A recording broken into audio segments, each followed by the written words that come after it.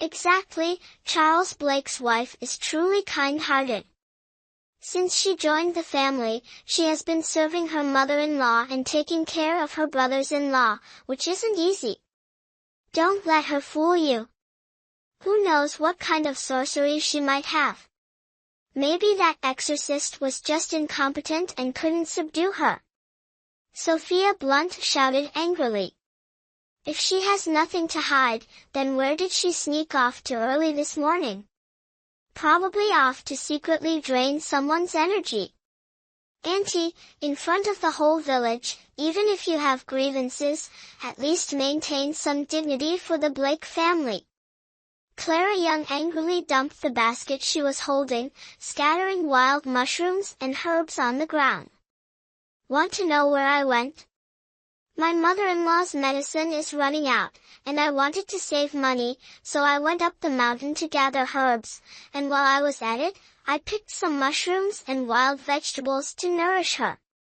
Is that wrong too?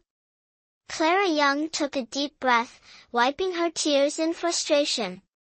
In this house, our main family's women work tirelessly from dawn till dusk, feeding the chickens, ducks, geese, and pigs, and laboring in the fields, from planting and weeding to harvesting. We women are exploited like beasts of burden, yet we endure hunger and lack of clothing. What more do you want from us? Do you want our main family to die out before you're satisfied? You're just spouting nonsense. Elizabeth Blake shouted angrily. When did this wretched girl become so eloquent?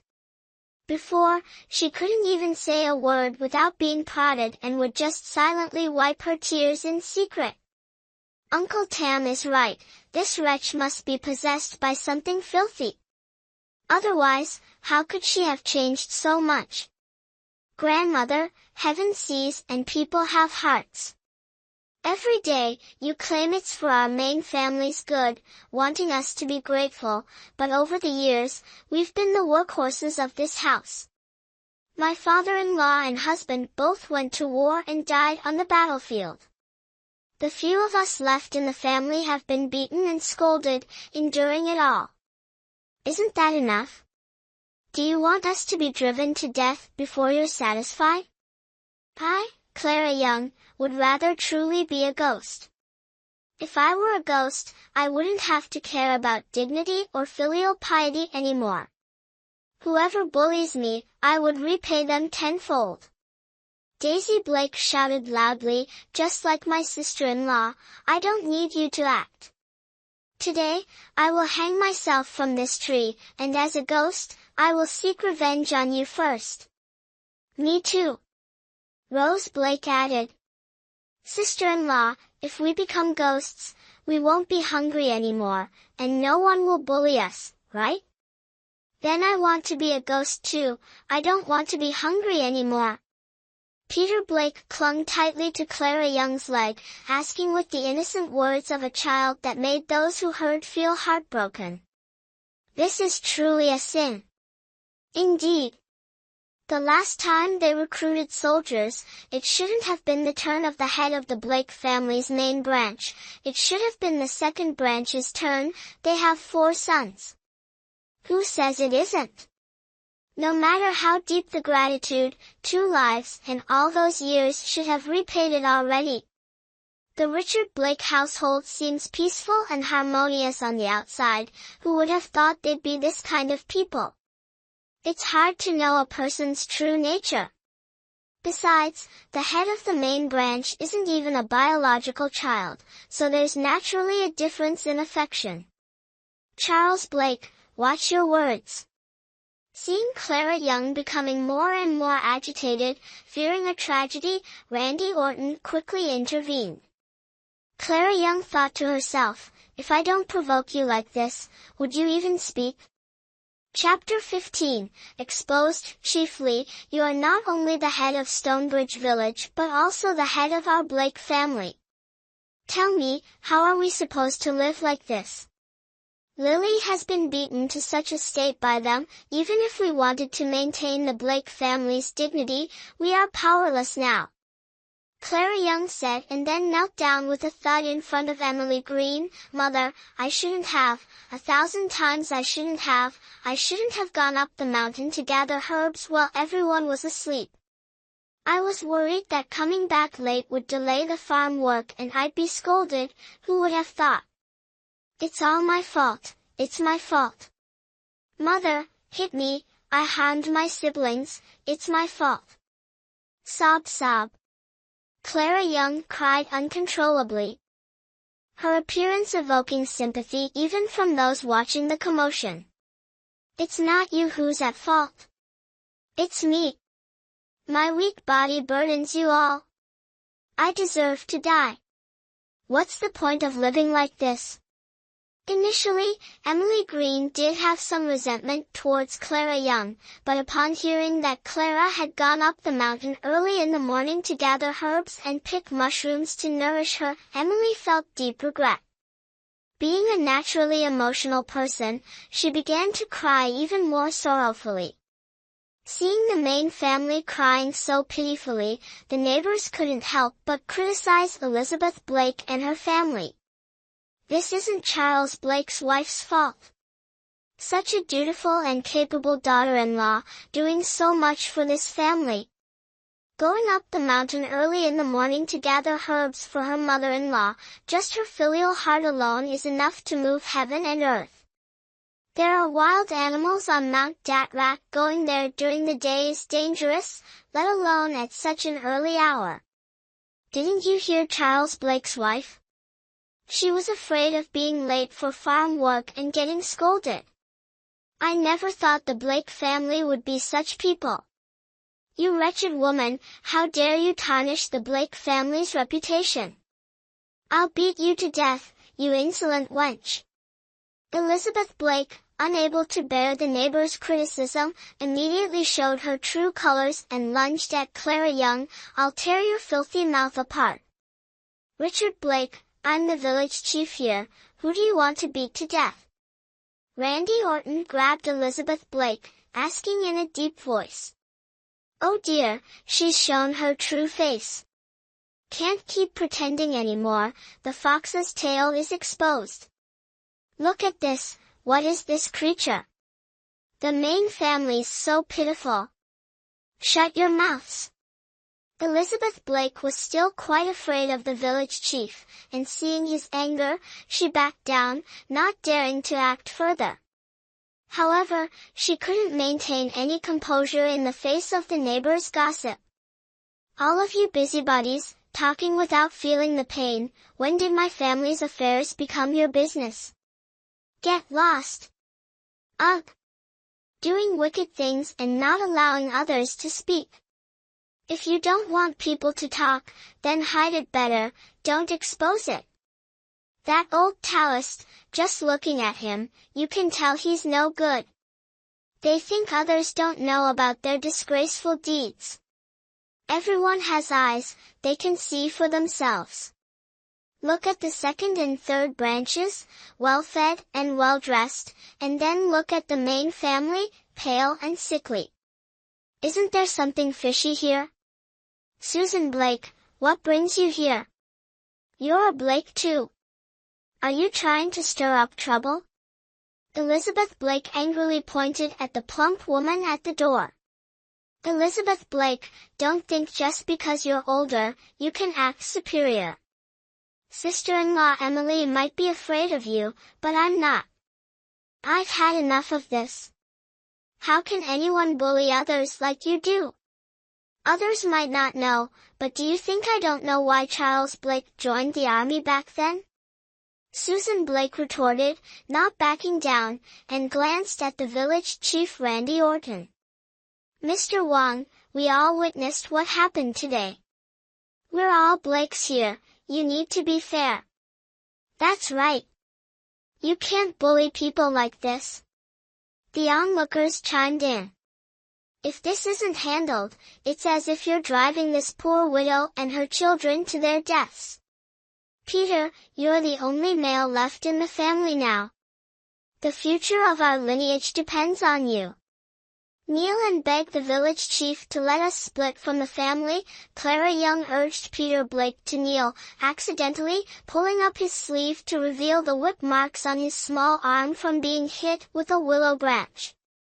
What happened to the boy's arm?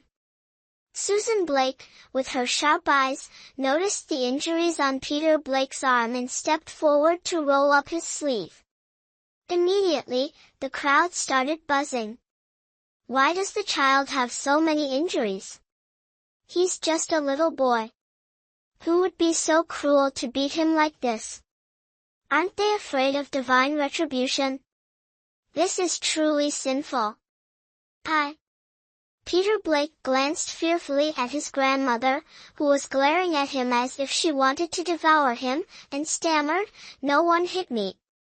I fell on my own." Boo-hoo. That's not true.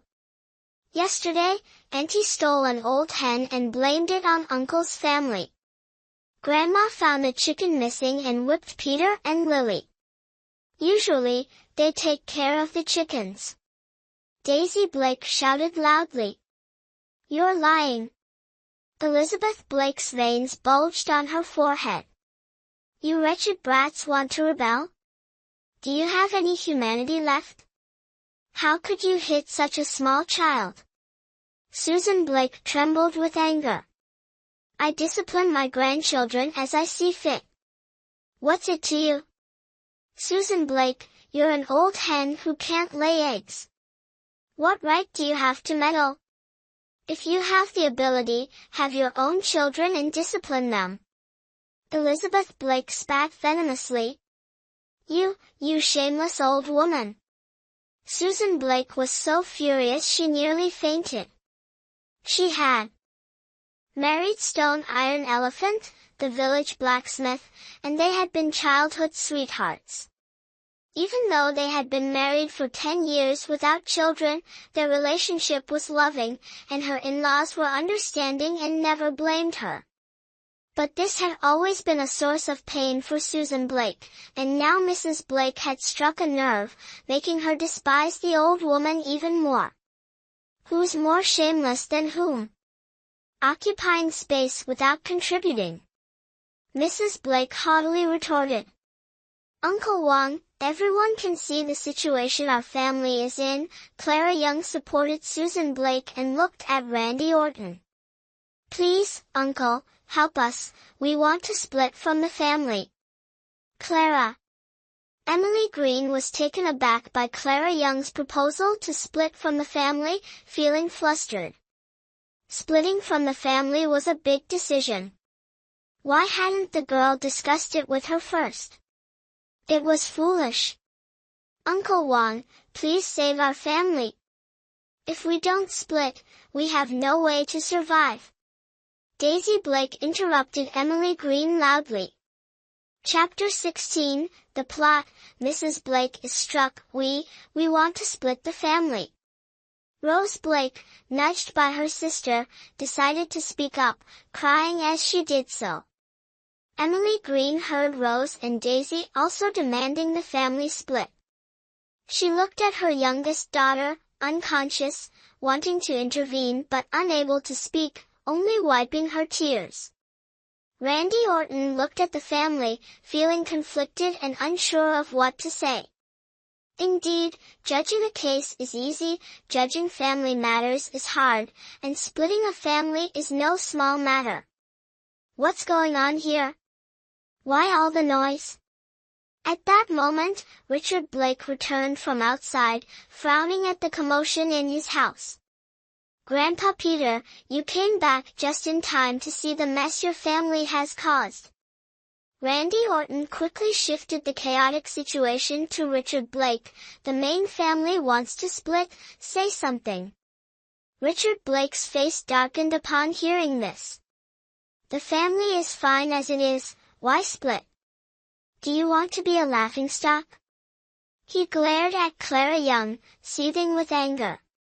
He had deliberately left early to let the family teach the main family a lesson, returning only when he thought it was the right time. But the fools at home couldn't handle even a small matter, causing such a scene for the whole village to laugh at. Initially, he didn't intend to show himself, but since the main family demanded a split, he knew he couldn't avoid it any longer and had to step forward. "Grandpa, how can you say the family is fine? Look at Rose, Daisy, Lily, and then at Peter and my mother. Is this what you call fine? Or have you never considered us part of the family?" Clara Young sneered internally. The old man finally couldn't hold back and showed himself. Now that everyone was present, she would make everything clear in front of them. "Charles Blake, what nonsense are you spouting? How could I not consider the main family as part of the family? Don't try to sow discord." Richard Blake angrily shouted at Clara Young, then started recounting old stories. "Back then, your father-in-law.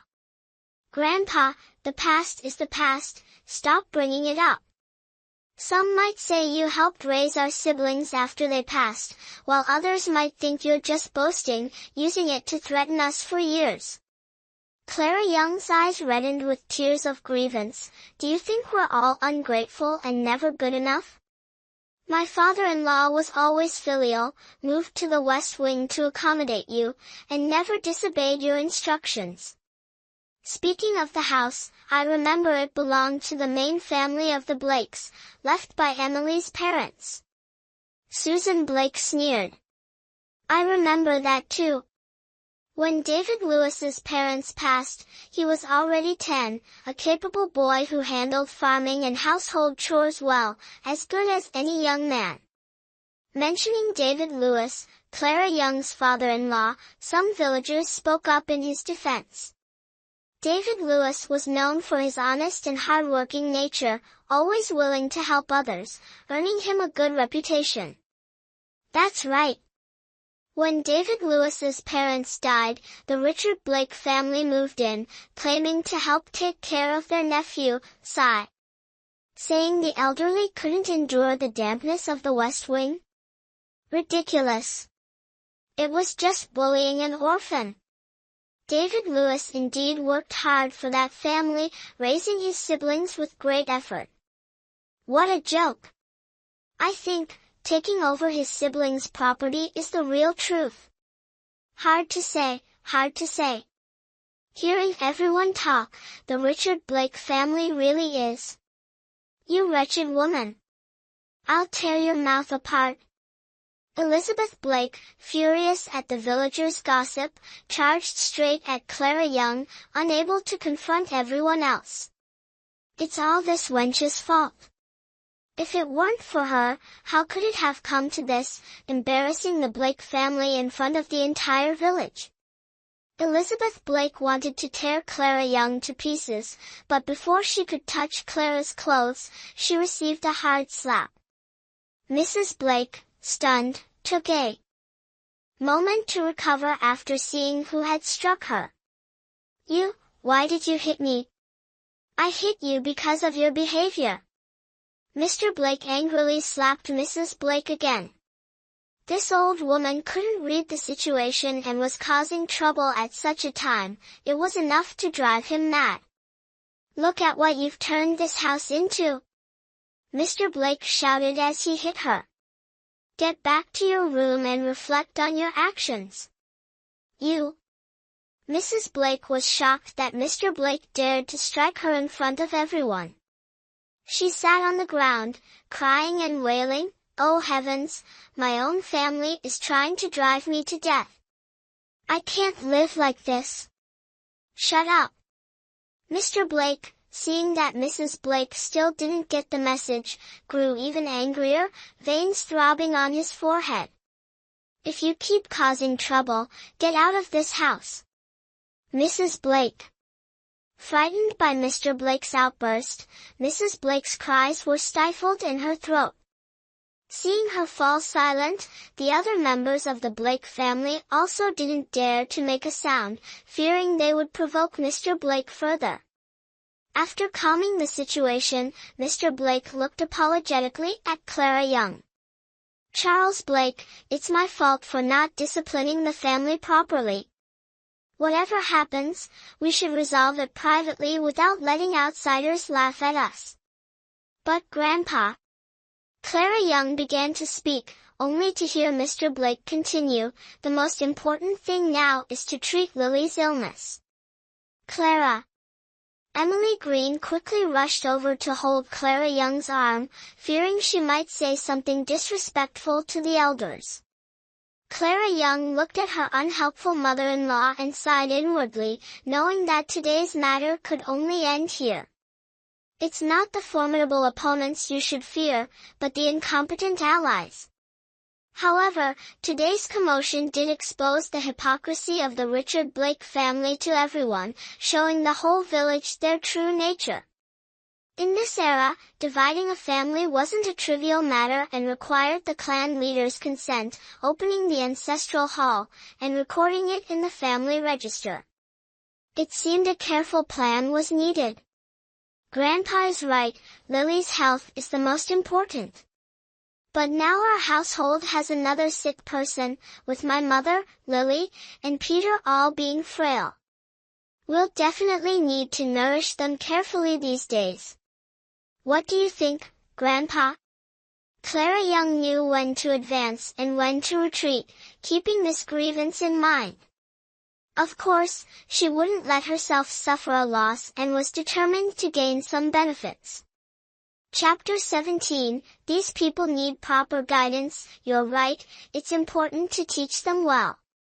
Richard Blake didn't expect Clara Young to become so difficult to deal with, feeling a surge of anger that he had to suppress.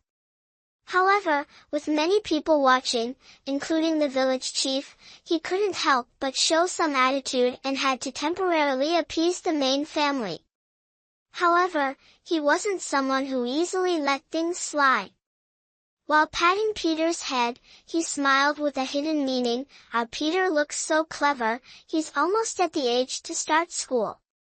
Upon hearing this, Emily Green was visibly delighted, gripping Clara Young's hand so tightly that it hurt. We'll need Peter's grandfather's help a lot when the time comes. With her husband and son having died in battle, leaving only Peter as the sole heir, Emily Green always hoped Peter would receive a proper education. She believed that if Peter passed the scholar exams, he would be exempt from tuition and military service. She knew that Thomas Blake's wife, Jennifer Parker, was the daughter of a scholar, and her father, Patrick Parker, was a schoolteacher. Thus, she always hoped Peter could become Patrick Parker's student in the future. These dreams seemed far-fetched to her because her family lived from hand to mouth, and the 3 taels of silver for tuition each year seemed like an unattainable amount. Now hearing Richard Blake mention this, she felt as if she had won the lottery. If she could send Peter to school, she would endure any hardship, even work like a beast of burden for the Blake family. Clara Young saw how excited Emily Green was and realized she was enticed by Richard Blake's empty promises. If Clara knew what was going on in Emily Green's mind, she would surely want to knock some sense into her.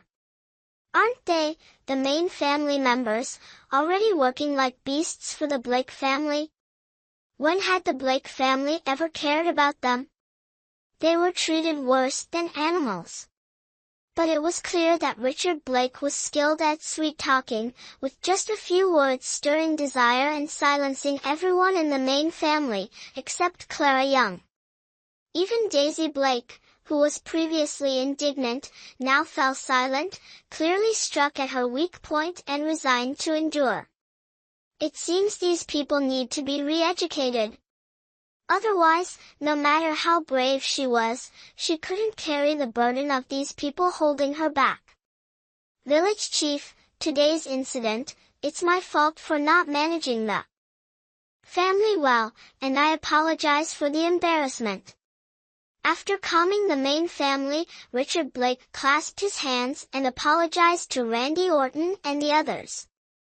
Living together inevitably leads to conflicts, but Richard Blake, you are the head of the family, and household matters should be managed. After all, harmony brings prosperity.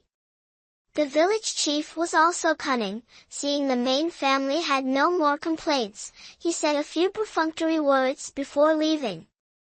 The other onlookers, seeing the village chief leave, also gradually dispersed.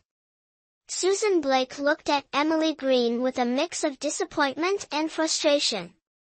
Others might not see it clearly, but she understood perfectly. That Richard Blake family, they would take everything without giving anything back, so why would they spend 3 taels of silver on Peter's education? But since the person involved said nothing, she couldn't speak up either. After all, she was an outsider, and continuing to speak might earn her a reputation for spreading rumors. She truly felt sorry for the children, Peter and Lily. Seeing Lily still unconscious on the ground and Peter with tears in his eyes, she approached to wipe Peter's tears and took a ginger candy from her pocket to give to him. Seeing the candy, Peter's mouth watered, but he didn't dare to take it, instead looking at Clara Young, sister-in-law. "Why are you staring at your aunt, child? Take it," she said, putting the candy into Peter's mouth. Seeing Peter's pitiful eyes, Clara Young felt a pang in her heart. "Thank your aunt now." In these times, sugar in the countryside was a luxury. Susan Blake was kind, straightforward, and righteous, making her a worthy friend. "Thank you, Aunt," Peter said, expressing his gratitude. He then took a bite of the candy and placed it in his palm. "This is for my little sister. Be good and eat it, dear." "I have more," Susan Blake said, touched by Peter's thoughtfulness, and handed him another ginger candy. "Aunt, this is." Clara Young quickly declined. Receiving one candy was already generous enough. How could they accept more? Moreover, Susan Blake had carefully wrapped it in oil paper and kept it in a small fragrant pouch, clearly treasuring it. What's wrong with giving a child a piece of candy? Susan Blake pretended to be angry, glaring at Clara Young before standing up and addressing the Blake family. "It's getting late, I'll head home to cook. If you ever need anything, just come to me." "Yes, Aunt. I understand." Clara Young knew Susan Blake was speaking loudly for the Blake family to hear, so she accepted her kindness with a cheerful response. Seeing Clara Young no longer timid and fearful, Susan Blake couldn't help but silently praise her. The incident with Charles Blake jumping into the river seemed to have cleared her mind. The onlookers had dispersed, leaving only Dr. Ford, Emma Ford, and the exorcist in the courtyard. Clara Young first untied Rose Blake and Daisy Blake, then checked on Lily Blake's injuries. "She has 2 broken ribs. I've already set them," Edward Ford said, looking at the pale face of the little girl and sighed inwardly. Even such a small child was treated so harshly, truly a sin. "Thank you, Dr. Ford." Clara Young expressed her gratitude and then turned to Richard Blake. "Grandfather, about the medical fees." "What fees?" Elizabeth Blake's face turned fierce at the mention of money. This wretched girl brought it upon herself. "Why should we pay?" "No way." Clara Young ignored Elizabeth Blake and addressed Richard Blake. "Grandfather, Mother's medicine is also finished, and we still owe Dr. Ford from the last visit. Could we settle everything this time?" "Dr. Ford, how much do we owe in total?" "We're all neighbors here, it's just 1 tael and 3 coins, Edward Ford, aware of the Blake family situation, originally intended to either waive the fee or charge a nominal amount. But understanding Clara Young's intent, he calculated the past visits and stated the amount. "What? 1 tael and 3 coins? For just some minor ailments, you're charging that much? You might as well rob us. I've never met such a greedy doctor. Elizabeth Blake immediately shouted upon hearing the large sum, her words extremely harsh. Mrs. Blake, what do you mean by that? Edward Ford, usually mild-mannered and easygoing, had his limits. He couldn't tolerate having his medical ethics questioned. Hearing Elizabeth Blake's words, he felt deeply offended, and his expression darkened. Chapter 18, Time to wake these people up. How dare you insult my father's reputation? Emma Ford immediately flared up. She had long been annoyed with the Blake family, and now she had the chance to vent her anger. Father, let's go to the village chief for justice. Even if we don't need this money, we can't let them tarnish your name like this. With that, she pulled Edward Ford to leave. Dr. Ford. Sensing the situation was getting out of hand, Richard Blake quickly reached out to stop Edward Ford. My family is ignorant, please don't take it to heart. Edward Ford's reputation was renowned not only in Stonebridge but also in the surrounding areas. Although Richard felt the medical fees were a bit high, he dared not openly offend such a respected doctor. Who knows when he might need his services? Uncle Wang, it's not that I want to say this, but your family really is. You can doubt my medical skills and hire someone else, but you cannot question my medical ethics. The consultation fee should have been more than 1 tael and 3 coins, but since Charles Blake's wife gathered some herbs from the mountain, I reduced it. I've practiced medicine for years, and if I've ever taken a single dishonest penny, may heaven and earth punish me. Edward Ford was so angry that he swore an oath. Dr. Ford, please don't mind the long-haired, short-brained woman. Richard Blake chuckled awkwardly, then coldly ordered Elizabeth Blake, go get the consultation fee now. I won't. Elizabeth Blake started to protest, but Richard Blake threatened, if you cause more trouble, I'll leave you. Seeing Richard Blake genuinely angry, Elizabeth didn't dare say more. She cursed under her breath, damn wench, before storming off to get the money. Handing over 1 tael and 3 coins to Edward Ford, Elizabeth felt as if her heart was being cut, but fear of Richard kept her silent. Edward Ford accepted the fee, cleared his throat, and advised Richard Blake, Lily is still young and seriously injured. She needs at least 6 months of rest. During this time, she must have proper nutrition, or it will cost much more to treat her later. Understood. Richard Blake's smile grew more strained. Such a waste. After giving his advice, Edward Ford helped move Lily Blake to the West Wing for rest. Clara Young escorted Edward and Emma Ford out. Bah! What malicious people! Elizabeth Blake couldn't help but spit in the direction the Fords left, glaring at Clara Young with snake-like eyes. Clara Young ignored Elizabeth Blake, turning her gaze to the priest who hadn't yet left the courtyard. Reverend, may I ask if you see me as human or ghost, spirit or monster? She hadn't forgotten how the priest had been scrutinizing her earlier. Praise the heavens! The priest stroked his beard, putting on a mysterious air. I cannot yet discern. I think it's not that you can't discern, but that you're pretending. Clara Young sneered. You can only fool those with wicked hearts. Clara Young, who are you calling wicked? Sophia Blunt from the 3rd room shouted. Whoever has a wicked heart is wicked. Clara Young retorted coldly. The innocent have nothing to fear. You wretched girl. You. Enough!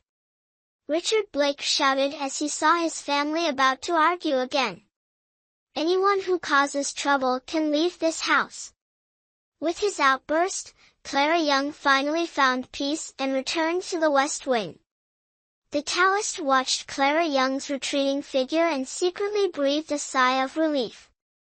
He had thought these country folks would be easy to deceive, that a few simple tricks could earn him some liquor. Who would have guessed he'd be so unlucky this time, running into a tough nut? Sister-in-law. Daisy Blake hurried out to greet Clara Young as she returned, her eyes reddening at the sight of Clara covered in dirt. "I've prepared hot water for you, please change and take a bath." "How are you and Rose? Were you hurt?" Clara Young grasped Daisy's hand, examining her two sisters-in-law with concern.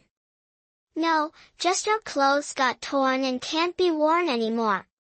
Daisy Blake felt a bit embarrassed under Clara Young's piercing gaze and withdrew her hand.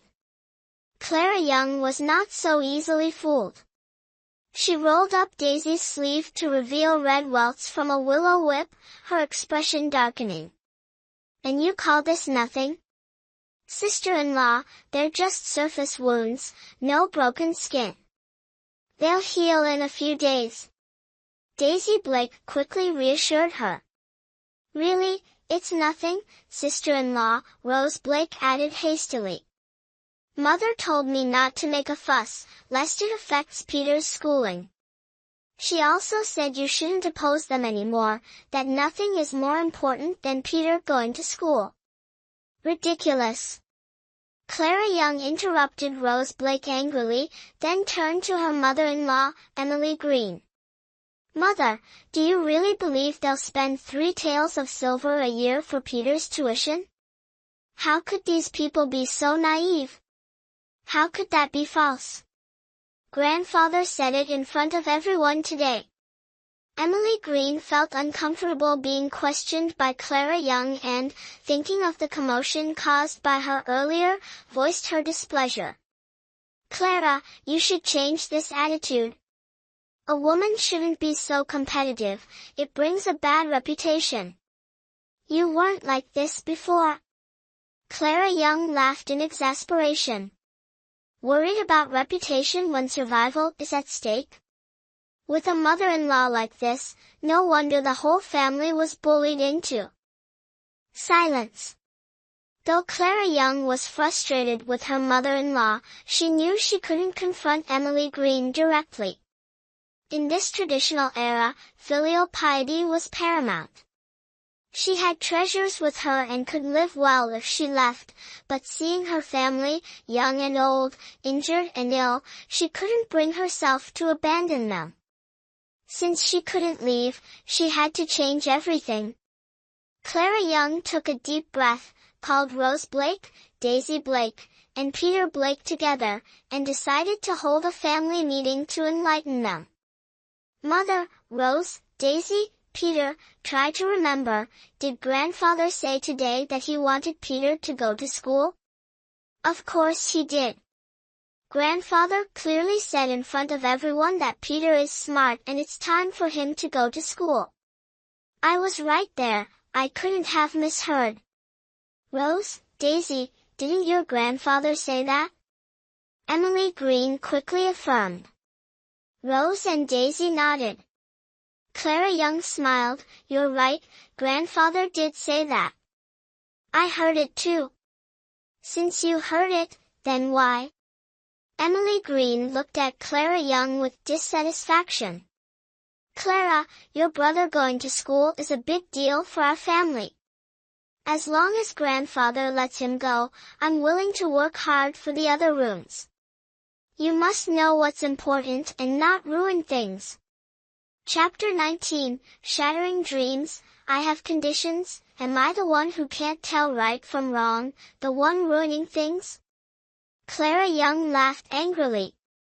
"Mother, you've been so deceived that you're helping them count money after they've sold you. Richard Blake did say Peter is smart and clever, ready for school, but have you ever heard him say he wants Peter to go to school? Not at all. When you mentioned Peter needing help to go to school, did he agree? Not a chance. They wouldn't even spend 3 taels of silver to treat Lily, so why would you think they'd spend 3 taels of silver annually for Peter's tuition? Not just Peter, even Thomas Blake, William Blake, Samuel Blake, their own grandchildren. Have you seen the grandparents send any of them to school? Everyone, wake up from this dream. Clara Young's words unintentionally shattered the beautiful dream in Emily Green and the others' hearts. Daisy Blake was the first to snap out of it, angrily slamming the table. Those bastards, they clearly take us for fools to deceive. We almost fell for it. How could Grandpa be like this? How could he in front of everyone in the village? Rose Blake still didn't want to wake up from the dream. Impossible. Grandpa values his reputation, he wouldn't go back on his word. Mother, he does care about his reputation, but he never agreed with you in the first place. It was all your assumption. When the time comes, he'll deny everything, and it won't count as going back on his word.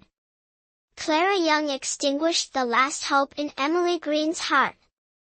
If they don't learn a hard lesson, next time something similar happens, she'll naively be led by the nose again, hurting her own family.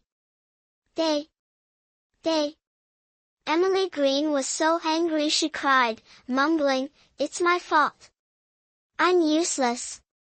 Clara Young sighed, furrowing her brows in exasperation, quickly interrupting her mother-in-law's self-pity. "Today, our family has completely fallen out with them, so stop holding on to false hopes. If they can be so cruel to Lily, there's no way they'll pay for Peter's schooling. If we want Peter to be educated, we have to rely on ourselves." "Clara, you say rely on us? Where will we get that much money?" Emily Green looked worried. Clara Young sighed inwardly. Indeed, after all she said, Emily Green only heard the last part. But Clara Young didn't expect her to understand everything. Just hearing this part meant she had achieved her goal. Since this family sees Peter's education as paramount, and Richard Blake can exploit this weakness, why can't she? Currently, she has more than 100 taels of silver and is willing to spend it on Peter, far better than that scoundrel Richard Blake. Leave the money matters to me, everyone, don't worry. I assure you, by next spring, Peter will be able to go to school, Clara Young confidently declared. "Clara, where are you getting so much money from?" Emily Green initially felt excited, then looked at Clara Young with skepticism. Over the past 2 days, she had noticed the changes in Clara Young. She wasn't sure whether these changes were good or bad, but could Peter really go to school by next spring? The tuition alone was 3 taels of silver a year. Not even the Stone Iron family in the village, who worked tirelessly all year, could save up that much. "Are you serious, sister-in-law?" Daisy Blake seemed to trust Clara Young more, her voice carrying a mix of doubt and surprise. "Not just Peter, but Lily, and even you and Rose. If you want to study, I can make it happen," Clara Young assured them. "Forget about me and Daisy, we're too old. If you can find a way for Lily and Peter to go to school, that's enough," Rose Blake quickly said. "You're only 15, Daisy is 12, you're still kids. How are you too old?" Clara Young looked at Rose with disapproval.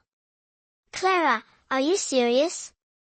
Seeing Clara Young's determination, Emily Green started to believe she wasn't joking.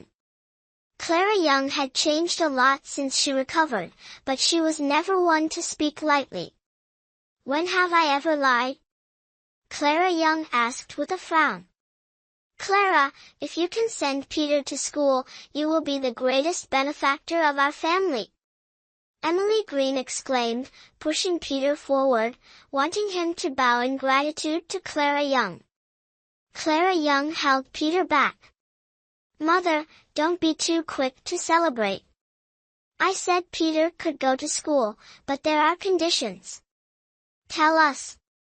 As long as we can do it, even if it means working ourselves to the bone or selling everything, we will do it. Emily Green was determined to see her son educated, willing to pay any price. Yes. Sister-in-law, just tell us what you need us to do. We'll listen to you. Daisy Blake said. We'll listen to sister-in-law, Rose Blake quickly added. As long as everyone cooperates with me wholeheartedly, follows my lead, and doesn't hold me back, it won't be difficult. Clara Young laid out her plan, ready to reveal the secret. We'll listen to sister-in-law, we won't hold you back. We'll do whatever sister-in-law says. Whatever sister-in-law asks, I'm happy to do it. Rose, Daisy, and Peter immediately expressed their willingness. Clara Young patted her brother-in-law's head, then looked at Emily Green. Mother, what about you? Rose, Daisy, and Peter, she wasn't worried at all. Even though Rose was gentle, she had her ways to handle things. She spoke so much and prepared so thoroughly, mainly to lure her mother-in-law, Emily Green, into a trap. Clara, listen to me too. Emily Green said. Mother, we're all family, so I won't hide anything from you anymore. Since you've brought it up, I'll speak first. Go ahead. The reason I had to say it like that is because I'm afraid you'll be swayed by a few nonsensical words from the Blake family and then interfere with my plans. Clara Young looked at Emily Green with determination. Emily Green's attitude wavered immediately, but the matter of wanting to split the family today is such a big issue. Mother, think carefully for yourself. If we don't separate, can our household survive?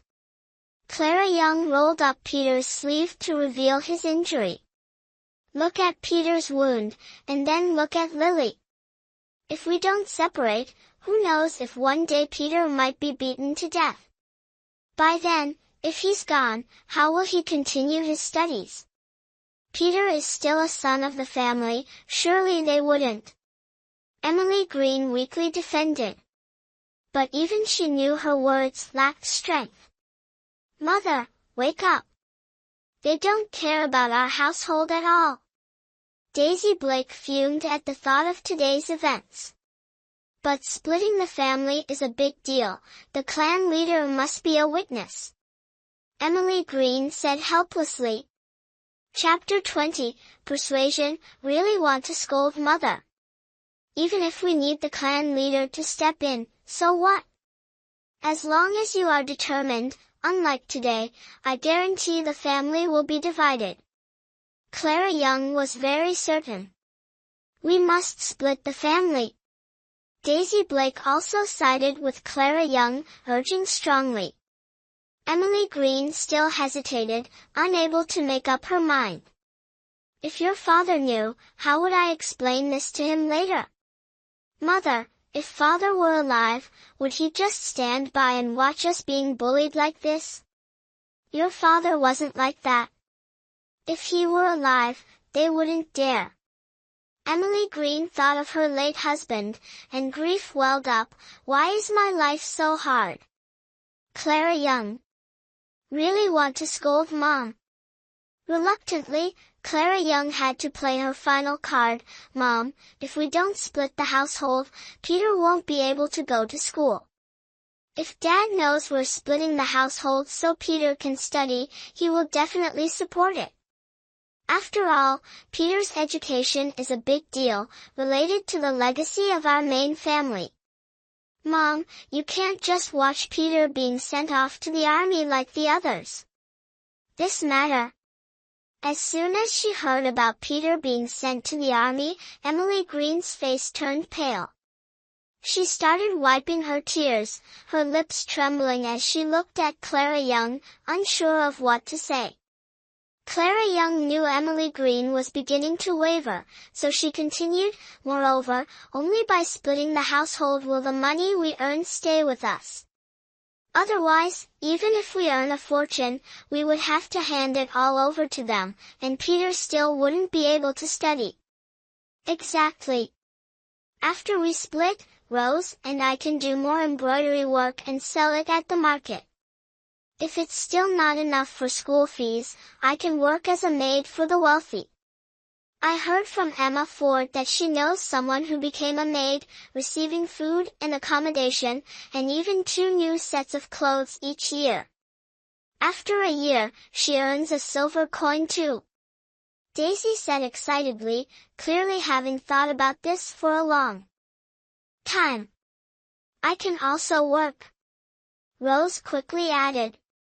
As long as Peter could go to school and succeed in the future, she was willing to do anything. However, these plans could only be realized after splitting the household. Otherwise, no matter how well they planned, the money wouldn't come to their main family's pocket. Emily Green, hearing her daughters, showed a hint of emotion on her face. If my health were better, I could also earn money by embroidering. Mom, does that mean you agree to split the household? Daisy asked joyfully. Emily Green looked at the hopeful eyes of her children, then at Lily, still unconscious and frail on the bed, as if she might disappear. She took a deep breath and said to Clara Young, Clara, don't deceive me. Is it true that you have a way for Peter to go to school? Not just Peter, but Lily, Rose, and Daisy too. As long as they want to study, I can arrange it. I won't let Rose and Daisy sell themselves to be servants. Who knows what shady things happen in those wealthy houses? I wouldn't feel at ease or bear it. Mom, if you trust me, leave everything to me. I promise to give everyone a good life. Clara Young solemnly promised. All right, Clara, I trust you. I'll listen to you in everything. We'll split the household. Emily Green finally made up her mind. Saying these words lifted a weight off her shoulders, perhaps because the future Clara Young painted was so appealing, it sparked a glimmer of hope in her heart. Okay, then it's decided that we'll split the household, Clara Young concluded, however. What is it? Seeing Clara Young's troubled expression, Emily Green asked worriedly, Clara, is this very difficult? Sister-in-law. Rose, Daisy, and Peter also looked at Clara Young with concern. At this moment, Clara Young had clearly become the pillar of the family. It's not about splitting the household, but a little personal request of mine, Clara Young thought for a moment and said, Mom, if I can do all the things I just mentioned, can you agree to 2 things for me? Don't say 2 things. If you can truly get Peter to school and let the whole family live well, even if it's 10 or 100 things, I'll agree. Emily Green thought Clara Young was troubled by the household split and Peter's schooling, but it wasn't, so what was there to worry about? All right, I'll remember what you said. Rest assured, what I promise you, I'll definitely achieve. Seeing Emily Green agree so decisively, Clara Young secretly breathed a sigh of relief. Sister-in-law, Rose, Peter, and I heard everything, will be witnesses for you, so Mom can't go back on her word. Daisy said cheerfully. This damn girl. If she can really help the whole family live well and let Peter go to school, then I'd be willing to work like a horse or an ox for your sister-in-law. How could I go back on my word? Emily Green laughed and scolded. Me too. Rose quickly expressed her stance. Although she didn't know how her sister-in-law planned to help them escape the cramped rooms of the Blake family, seeing her sister-in-law like this, Rose Blake felt an indescribable sense of trust rising within her. As Daisy said, their lives couldn't get any worse than they were now. Following their sister-in-law might lead to a different life. At least, their sister-in-law had given them a full meal. All right. From now on, I will officially take charge of our household. We won't mention the past anymore. From this moment on, everyone must follow my instructions. Whatever I say, you do. No hesitating, no dragging your feet. Understood? Clara Young said sternly. Understood, everyone responded in unison. Very well, to celebrate the successful conclusion of our first family meeting, I declare that today we will have chicken to celebrate. Clara Young smiled. She had just picked some mushrooms from the mountain, perfect for making chicken and mushroom stew. Kill a chicken? No way. Emily Green was so shocked by Clara Young's words that she nearly fainted and hurriedly objected. Rose Blake was about to speak up, but when she met Clara Young's sharp gaze, both mother and daughter fell silent. Mom, Rose, you both just agreed to listen to our sister-in-law, and now you want to go back on your word? Daisy Blake pouted in dissatisfaction, then looked at Clara Young with determination. Sister-in-law, tell me which one to kill, and I'll get the knife. If the second branch of the family could eat chicken, why couldn't they? Their sister-in-law dared to say it, and she dared to follow through. She believed their sister-in-law would not let their branch suffer. No need to ask why, she just believed. Have Peter choose. Peter fed the chickens every day, so he knew them best. Chapter 21, Clara Young. Are you threatening me? Oh! We've killed the chicken to eat! Peter exclaimed joyfully, pulling Clara Young and Daisy outside. Emily Green and Rose Blake watched the three of them leave, filled with worry but unable to speak. Finally, Rose Blake gritted her teeth. Mother, I'm going to boil some water.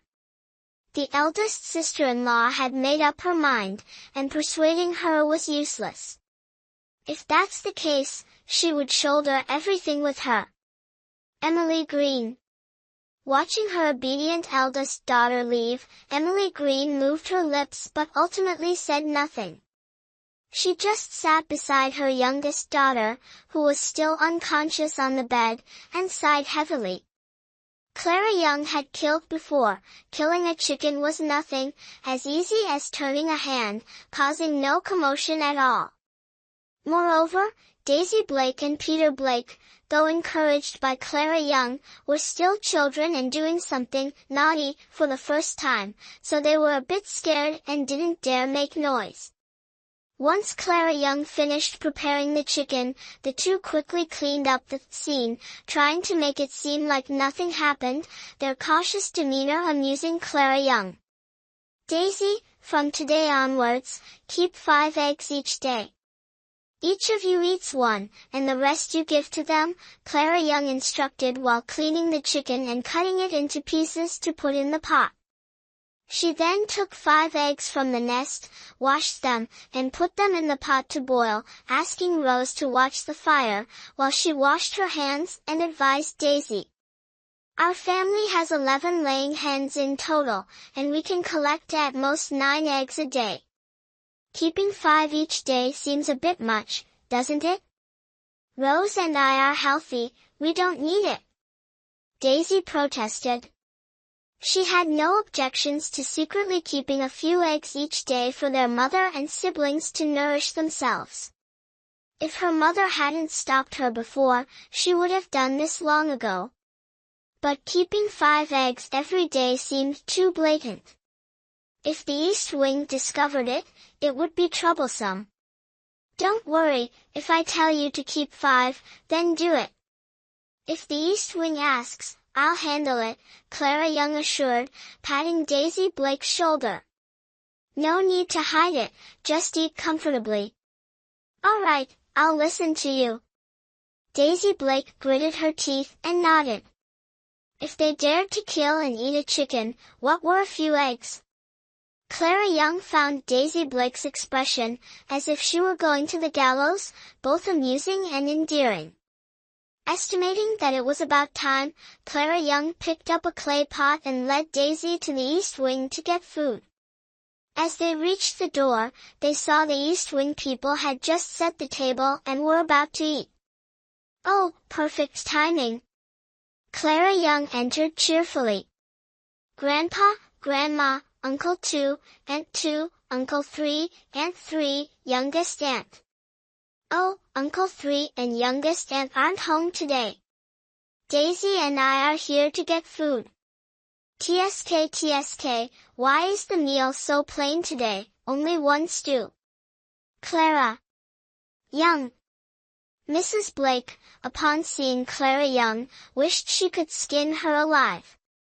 This wretched girl had embarrassed her in front of the entire village today, yet she still dared to come over, truly courting death. Oh dear, what's wrong, ma'am? Look at your face all twisted. Let me give you a piece of advice. As you age, you should cultivate your character and maintain peace of mind to live a long life. Anger harms the body, take care of yourself. Clara Young said with a smile, ignoring Mrs. Blake's murderous glare. I'll kill you. Mrs. Blake shouted angrily, attempting to charge forward, but Mr. Blake grabbed her and pushed her down onto a chair. Calm down. Haven't you embarrassed us enough already? Are you defending that wretch again? Mrs. Blake couldn't believe Mr. Blake was stopping her, so furious that her words were jumbled. Or have you also been enchanted by that vixen? What kind of spell has that brat cast on you? Shut your mouth. The more you speak, the more nonsensical you sound. Mr. Blake shouted angrily. If you keep acting up and talking nonsense, you can go back to your parents' house. You. Mrs. Blake, who feared Mr. Blake, fell silent immediately upon hearing his threat. She had no family left at her parents' house, and being sent back at her age was akin to waiting for death. My dear, Clara Young once jumped into the river and died. The current Clara Young is not easy to deal with, so you better watch your words or you might end up like Uncle Ba, haunted by something. Clara Young, you finally admit it. You caused my uncle's death. Sophia Blunt shrieked. You're a wicked witch. Aunt, you say I harmed Arthur Blake. Then let me ask, how exactly did I harm him? Or should we let the whole village decide? I also want to know why Arthur Blake was sneaking into the west wing of my house in the middle of the night. Weren't you seducing? Enough. Everyone shut up. Richard Blake slammed the table in anger. Are we eating or not? If not, then leave. Clara Young looked at Richard Blake with a half-smile, her expression suddenly turning cold. Let me give you all a piece of advice, you can eat carelessly, but you can't speak recklessly. If anyone dares to provoke me again, don't blame me for being ruthless. After all, I, Clara Young, am already a discarded life, having died once already. What is there to fear? Clara Young. How dare you threaten me? Do you still consider me your elder? Richard Blake was so infuriated by Clara Young that his head buzzed, he just wanted to lash out at her. But he was old enough to know that confronting Clara Young head-on would bring them no advantage. She was like a sharp knife now. Sir, what do you mean by that? It's precisely because I consider you my elder that I'm speaking the truth.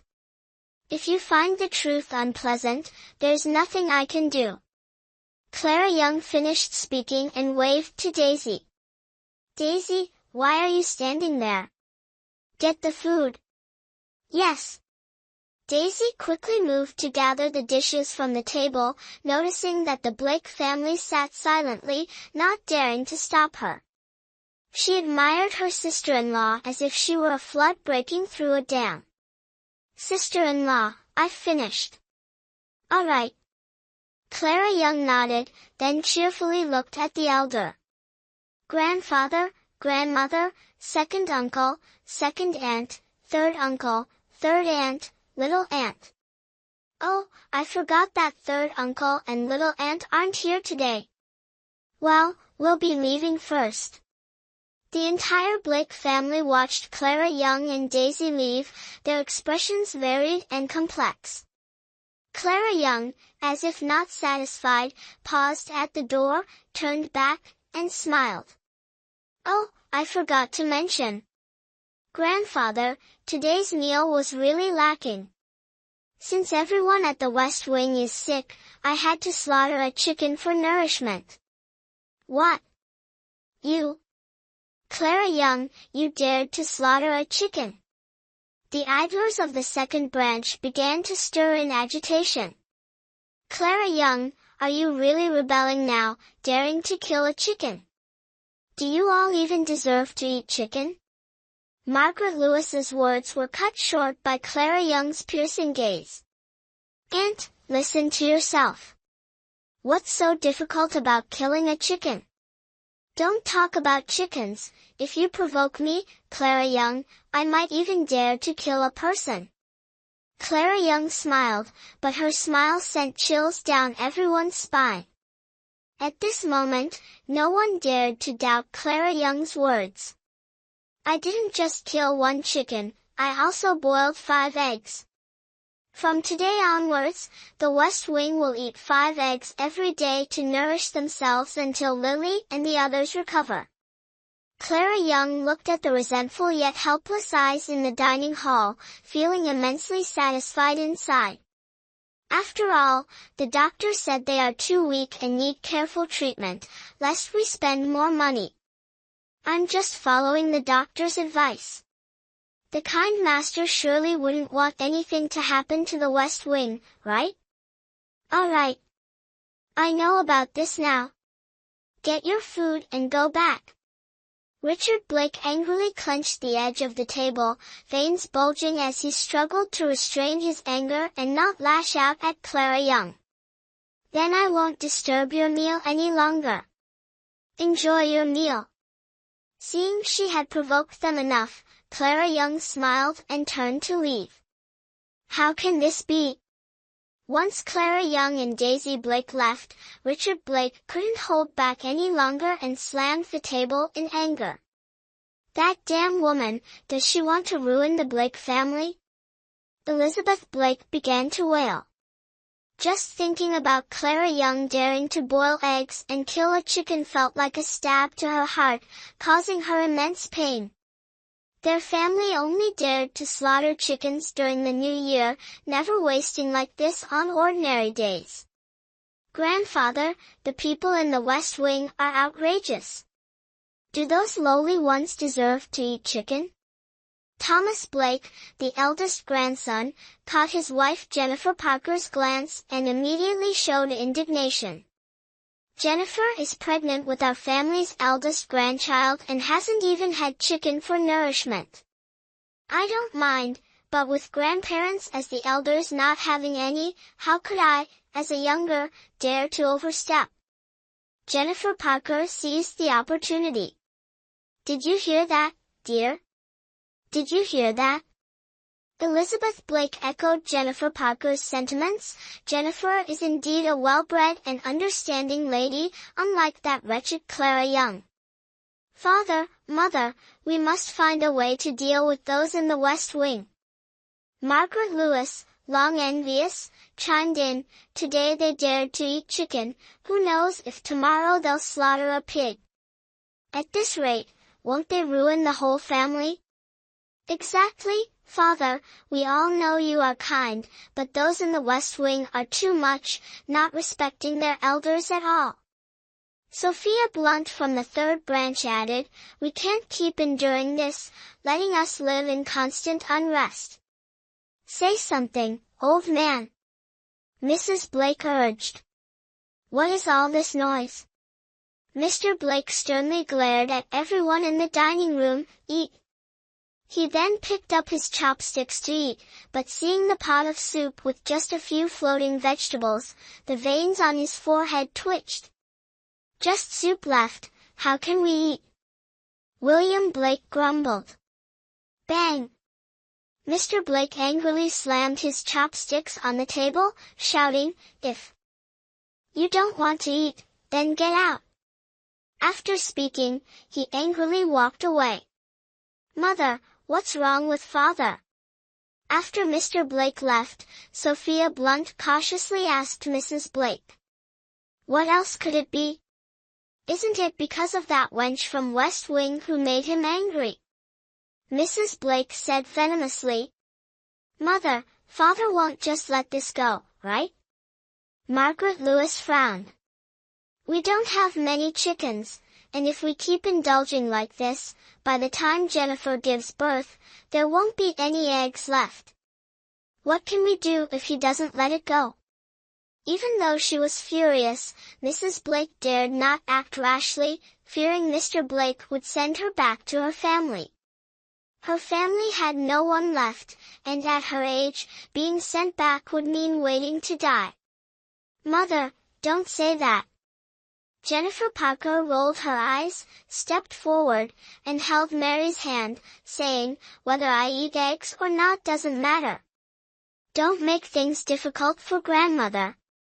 Besides, Rose is already 15, at the age of marriage, and Daisy is 12, not long before she reaches marriageable age.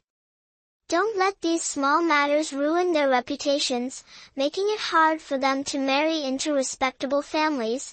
Those two wenches want to marry into respectable families." Mary interrupted Jennifer Parker angrily, scolding, "I'm not blaming you, but you're too kind, defending them even now." "They are family after all," Jennifer Parker sighed. "You see them as family, but they don't see you as family." Mary snorted coldly. "Mother, please stop. Speaking of Rose's marriage, it reminds me of something." Sophia Blunt, listening to Mary and Jennifer Parker's conversation, cleared her throat. "What is it?" Jennifer Parker, seeing that she had stirred things up enough, pretended to be curious and looked at Sophia Blunt. "My nephew, Josh, is also of marriageable age. The other day when I visited my family, my sister-in-law asked if there was any suitable girl for him. Josh? Are you talking about your nephew who became mentally impaired due to a high fever when he was young?" Mary said, "I remember he's in his 20s now." "Sister-in-law, what do you mean?" "Josh did have an illness when he was young, but he's much better now. Besides, what's wrong with being a bit older? Older men cherish their wives more. Moreover, my brother's family has several dozen acres of good land, 2 strong oxen, and Josh is their only son. Many families are eager to marry their daughters to him." Sophia Blunt said with a guilty look. "Why not marry your own daughter, Laura Blake, to him and strengthen the family bond?" Margaret Lewis thought disdainfully. Others might not know what kind of person Josh Blunt is, but Margaret Lewis, being from the same village, knew well. Not only did he have mental issues, but he was also like a rabid dog, biting people randomly. A girl in the village was dragged into a haystack by him. It was said her body was bitten so badly that she died the same day. However, thinking about the wench Rose Blake from West Wing soon having to marry him and being tormented to death, Margaret Lewis felt quite satisfied. She wasn't foolish enough to reveal the truth. Chapter 23, The Head of the Family. Sophia Blunt looked at Elizabeth Blake and asked, "Mom, what do you think about this?" Elizabeth Blake quickly calculated in her mind. The Josh Blunt family is wealthy, and if this marriage goes through, the bride price will certainly be substantial. Thinking about marrying off Rose Blake and receiving a large sum of money eased Elizabeth Blake's anger. She didn't care if Josh Blunt was sick or old. Moreover, if Josh Blunt had no issues, why would the Tran family be interested in someone like Rose Blake? "Mom, my sister-in-law said that if this goes well, the bride price will be significant," Sophia Blunt urged as she saw Elizabeth Blake's interest. I'm also thinking about West Wing. Our eldest sister-in-law is sickly all year round. If Rose marries well, she can help her family. Don't you agree? It truly is a good marriage proposal, Elizabeth Blake thought, feeling regret over the money she had spent today. In that case, go to West Wing and discuss it. Yes. I'll go right away. Sophia Blunt, feeling as if she had received a royal decree, hurried to West Wing after Elizabeth Blake agreed. Laura Blake, the eldest daughter who had been sitting quietly next to Sophia Blunt, visibly sighed in relief. Jennifer Parker noticed Laura Blake's expression and smirked, finding even the hard-to-swallow cake more palatable. A few days ago, if she hadn't overheard Sophia Blunt arguing with Arthur Blake in a room about Laura Blake and Josh Blunt's marriage, she wouldn't have known this secret and wouldn't have been able to use it today. Those wretched Clara Youngs dared to compete with her? Let's see how they spell regret. Clara Young and Daisy Blake brought food back to West Wing and heard that Lily Blake had woken up. Clara Young hurried to visit sister-in-law. As soon as the little girl saw Clara Young, tears began to fall. Sister-in-law is not a monster, boo-hoo. Lily doesn't want sister-in-law to be taken away. Don't worry, sister-in-law is fine and won't be taken away, Clara Young reassured her, gently holding Lily Blake's small hand. Lily woke up and didn't see you, she kept asking for you, saying you were taken by bad people and asked us to rescue you, Rose Blake said tearfully, looking at her pale-faced younger sister on the bed. Lily, don't cry anymore. Sister-in-law isn't easily kidnapped by bad people. Seeing everyone with red eyes, Daisy Blake quickly laid out the food on the table. Look! Sister-in-law brought food for us. With sister-in-law, we won't go hungry anymore. Big sister-in-law even made chicken. We're having chicken today, Peter said, sniffing the delicious aroma from the pot and salivating. Really? Lily Blake's eyes lit up at the mention of chicken. Children, deprived since young, easily distracted by the promise of good food like chicken. It's true.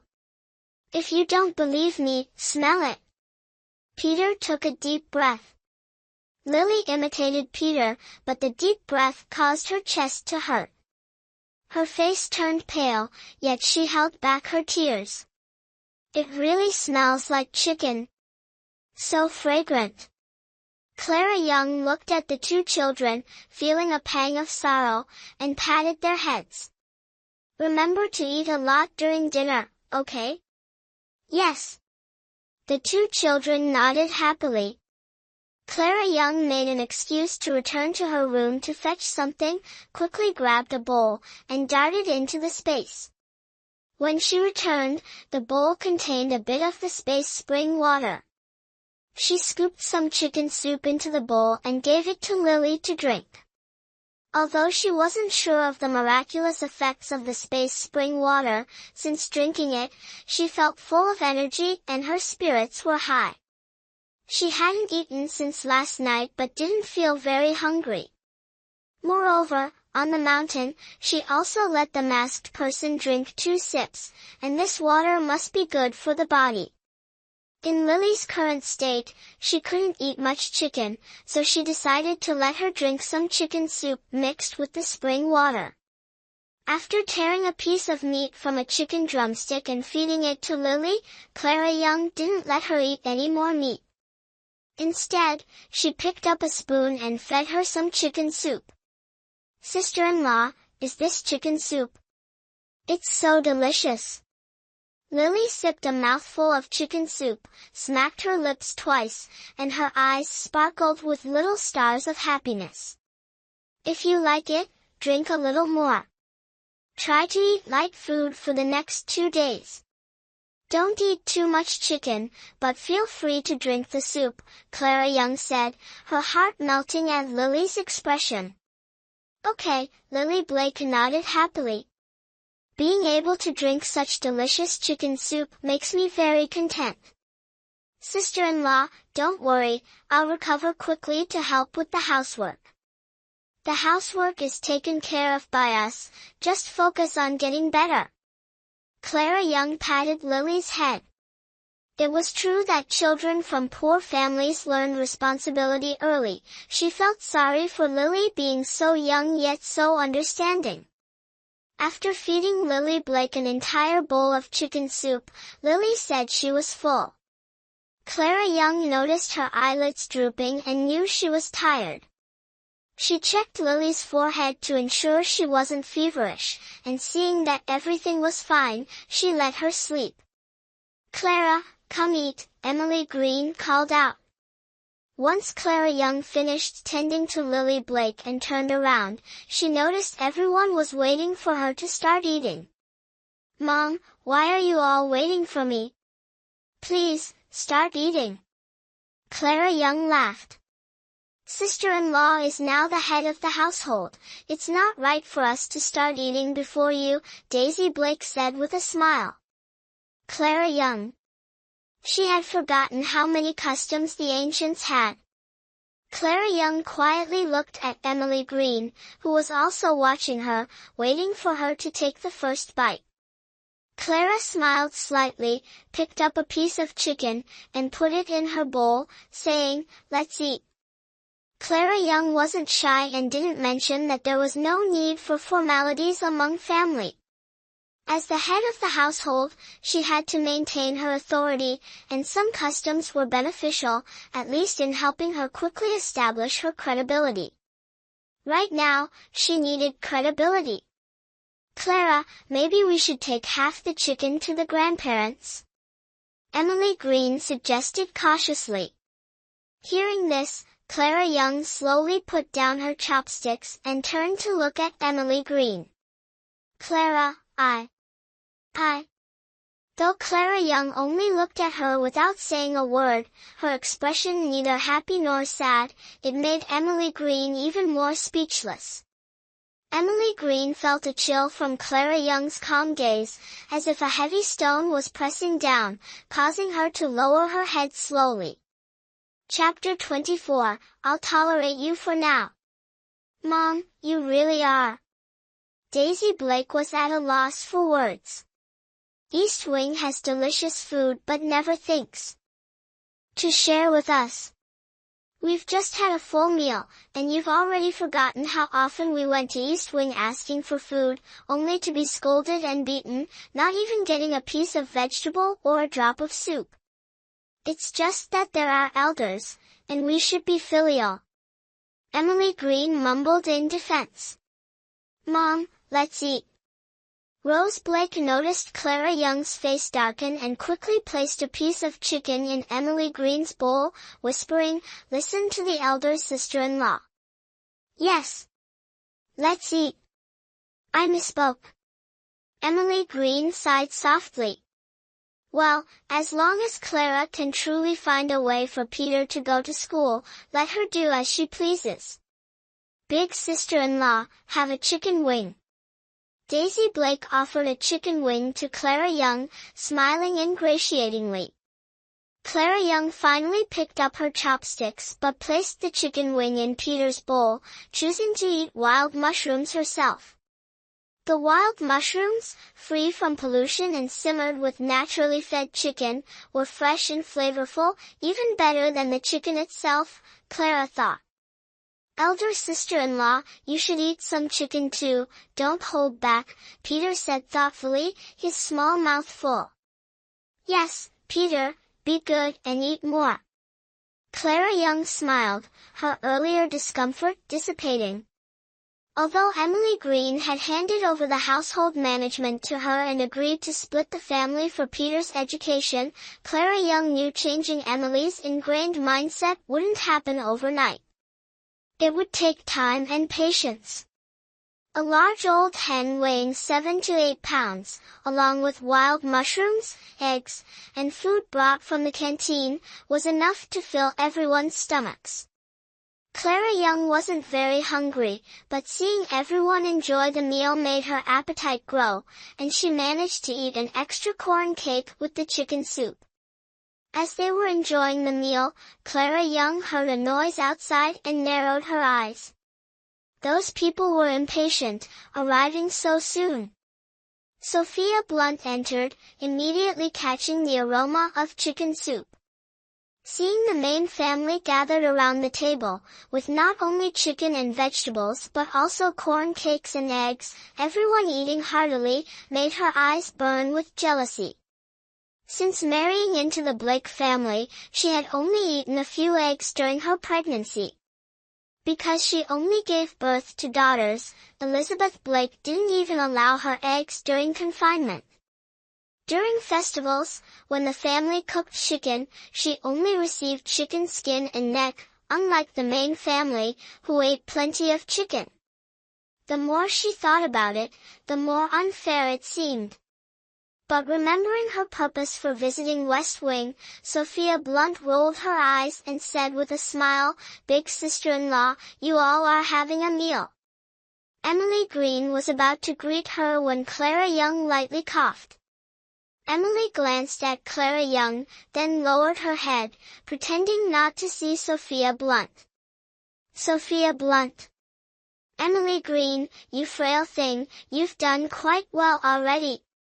Seeing that no one from the main household paid attention to her, Sophia Blunt sniffed and brightly smiled as she squeezed between Rose and Peter. "Rose, how come you don't greet your third aunt? You're about to get married and still lack manners. Go fetch some more bowls and chopsticks for your third aunt. She hasn't eaten enough and will join you for a bit." Rose felt awkward due to Sophia Blunt's self-scripted performance. Just as she was about to stand up, Clara Young slowly said, "If third aunt isn't full, she can go back to the dining hall to eat more. We in the West Wing don't have extra dishes to entertain outsiders." "Young. Clara, look at what you're saying. We're all part of the Blake family, sharing the same surname, all one family. Why speak so formally?" Sophia Blunt looked at Clara Young eating a piece of chicken breast, her eyes filled with envy, and her smile became distorted. Since this wretched woman entered the Blake family, she's captivated Arthur Blake, and now, who knows what she's done to make Arthur Blake bedridden and delirious. She thought she could surely eliminate this disaster this time, but even the exorcist couldn't do anything to her. But now isn't the time to fight this cunning old woman. Once she arranges Rose's marriage to her nephew Josh Blunt, she'll have the time to deal with her. Clara Young looked at Sophia Blunt's contorted face, still forcing a smile, and felt truly contemptuous. With acting like this, she wants to play the villain? It's better to keep things clear. Even blood siblings have to settle accounts, let alone us who have no relation. Clara Young looked at Sophia Blunt, half smiling. "Clara, third aunt knows you're upset with her because of today. It's true that third aunt wrongly blamed you." Sophia Blunt forced a smile and said, "I just found out my husband sleepwalks. Who knew he'd have an episode and insist he saw a ghost, which led to today. I'm here to apologize to you all. Rose, Daisy, clear the table. Save the remaining chicken." "For Lily's soup," Clara Young said as she noticed Sophia Blunt eyeing the chicken on the table and set her chopsticks down to give instructions. "Yes." Upon hearing this, Daisy immediately took the chicken dish away, and Rose quickly cleared the remaining dishes before following her outside, while Peter wiped the table clean. Sophia Blunt looked at the spotless table in an instant. "Hey, I haven't eaten yet. At least save me a chicken leg." "Third aunt, that's for making soup for Lily. Are you planning to compete with her for food?" Clara Young frowned, showing her displeasure, and looked at Sophia Blunt with a cold gaze. "No, not at all. I wouldn't compete with Lily. Sophia Blunt swallowed hard and forced a smile. I was just joking with everyone. Clara Young, humph. Sophia Blunt. That wretched girl. She really infuriates me. Just wait, when you fall into my hands, I'll see if I don't skin you. Sister-in-law, I have something I want to discuss with you privately. Sophia Blunt shifted her focus. The matter of Rose's marriage couldn't be known by that meddling Clara Young, or she might ruin her plans. As long as Emily Green agrees first, once the marriage is settled, no matter how clever Clara Young is, she won't be able to do anything. Having made up her mind, Sophia Blunt became even more attentive to Emily Green. Everyone knew Emily Green was meek, and persuading her seemed as easy as turning a hand for Sophia Blunt. Emily Green looked at Clara Young. Seeing her still sitting motionless, she awkwardly said to Sophia Blunt, "Third aunt, just say what you need to. Clara isn't an outsider." Chapter 25, If you're so capable, then flaunt it. Sophia Blunt. I can't believe Emily Green is so weak. No wonder Clara Young in the main room does whatever she wants without anyone stopping her. Elder sister-in-law, it's really nothing, just the illness of third brother. Sigh. Why is my life so miserable? Sophia Blunt said, her eyes reddening as she used her sleeve to wipe her tears. How is third brother's illness? Seeing Sophia Blunt cry, Emily Green became flustered and followed up with a question. The Taoist priest said he was possessed by something, constantly having a high fever and speaking nonsense. He gave me a talisman and said I needed to burn the clothes he wore yesterday at the haunted place to call back his soul. I was afraid people would misunderstand. Sophia Blunt glanced meaningfully at Clara Young. Hearing Sophia Blunt's words, not only did Clara Young's expression darken, but so did Emily Green's.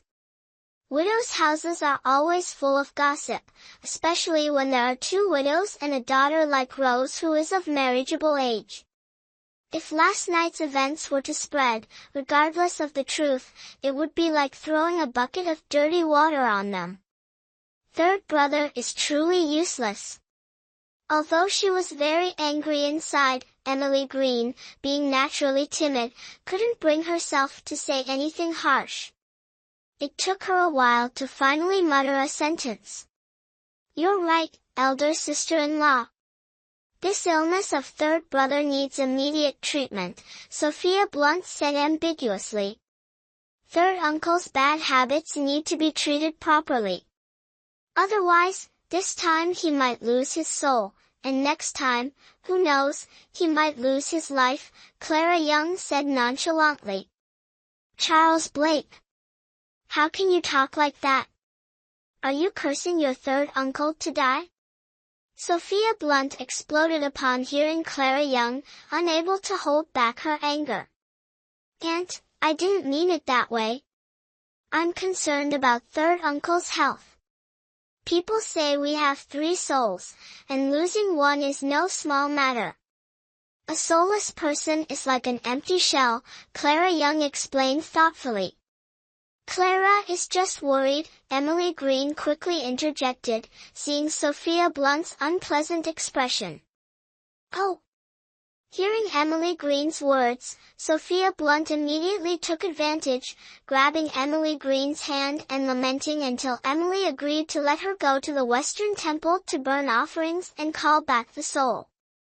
Elder sister-in-law, that aunt is truly troublesome. As soon as Sophia Blunt left, Daisy Blake came over to complain, how does she even have the face to bring this up?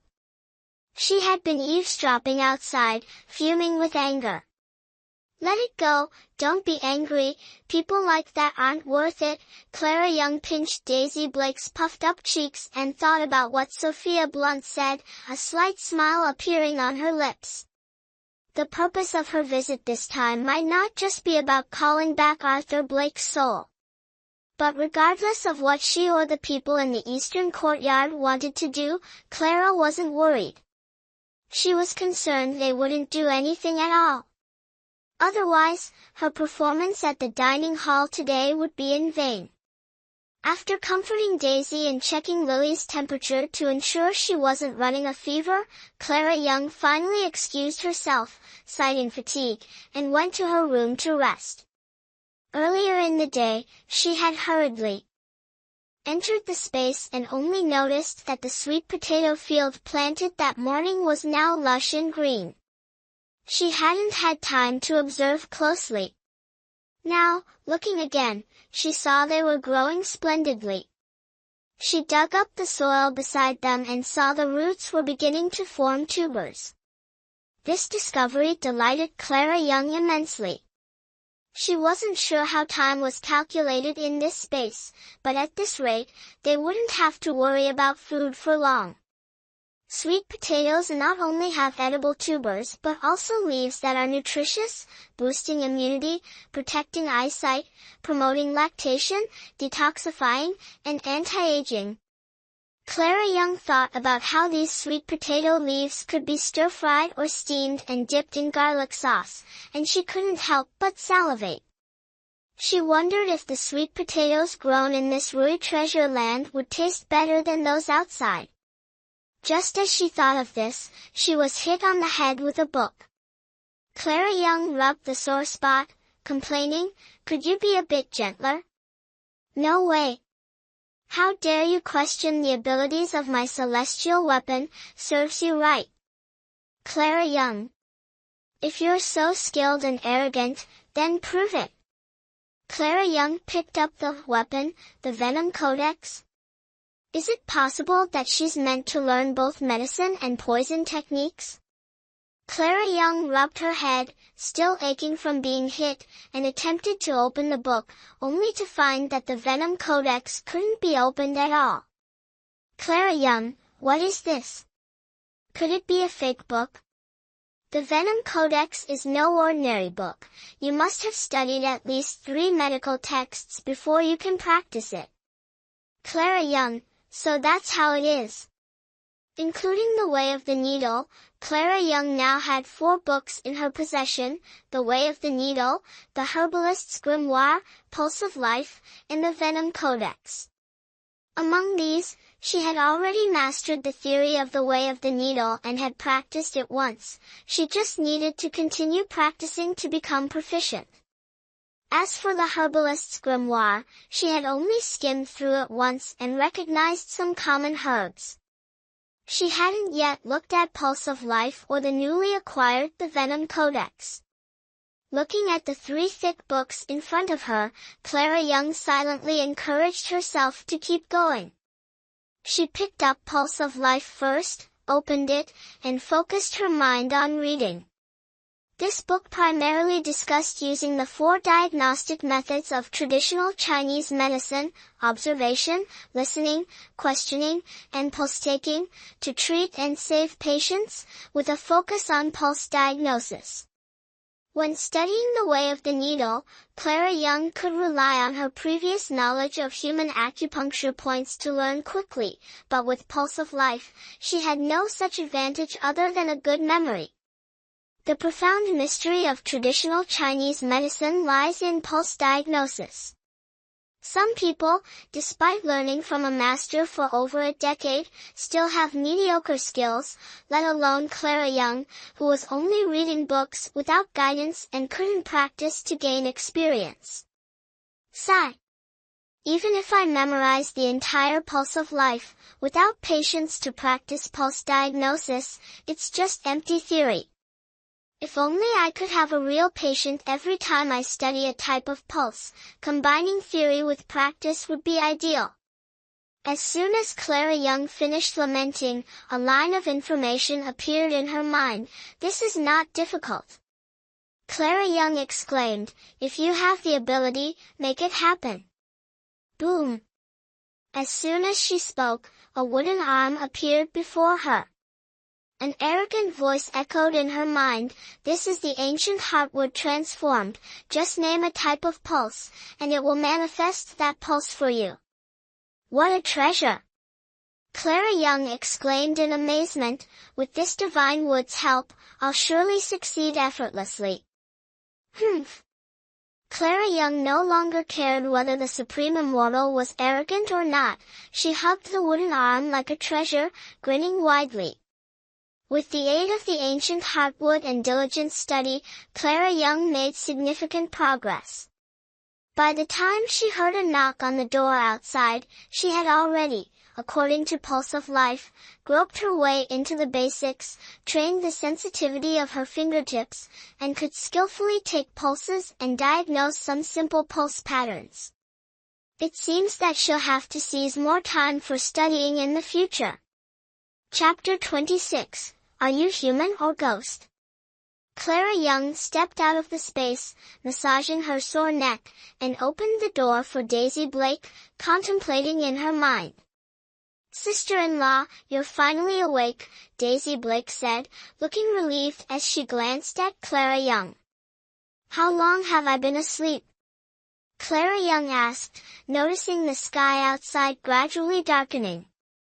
3 full hours, Daisy Blake replied, looking worried. "Sister-in-law, are you ill? Why does it seem like she still looks so tired after waking up?" "No, I'm perfectly fine." Clara Young smiled at Daisy Blake. "Is it time for dinner? Let's go to the dining hall and get some food." "Actually, I'm not that hungry," Daisy Blake said. "I was just worried about you, afraid something might be wrong. Even if you're not hungry, you should eat. Let's go." Clara Young gently pinched Daisy Blake's cheek with a smile. Children need to eat as they grow, and the Blake family was already harsh by only allowing 2 meals a day. Skipping one more meal would be unusual. Later, when getting food, she needed to provoke the East Wing people a bit, so they would act quickly. Then she could split from the family and provide proper nutrition with 3 meals a day for the kids. It was disgraceful how everyone in the family was malnourished like this. However, the reaction from the East Wing people left Clara Young very disappointed. As usual, Clara Young led Daisy Blake to the dining hall, greeting everyone with a smile. But the Blake family members had no reaction. Even William Blake and Samuel Blake, who were usually loud, remained silent, making Clara Young feel bored. "Sister-in-law, you're amazing. The East Wing people are afraid of you." As soon as you entered, they went silent. "Did you see Samuel Blake? He's usually so arrogant. This time he didn't even dare to make a sound, haha." On the way back, Daisy Blake excitedly said. Clara Young shrugged, smiling without saying anything. Daisy Blake was just a child and only saw the surface. Unusual behavior often indicates deception. Samuel Blake was indeed very well behaved today. He didn't even look at them after they entered the dining hall. But Clara Young keenly noticed a hint of smugness in Samuel Blake's eyes, a feeling worth pondering. And Mrs. Blake. This old woman usually treated the West Wing people harshly, never showing a kind face all year round. The only time Clara saw her act kindly towards the West Wing was after Charles Blake's sacrifice when Emily Green handed over the compensation money to her. This time, the way she looked at Clara and Daisy reminded Clara of that compensation incident. As Clara suspected, how could the East Wing people remain calm despite her provocation?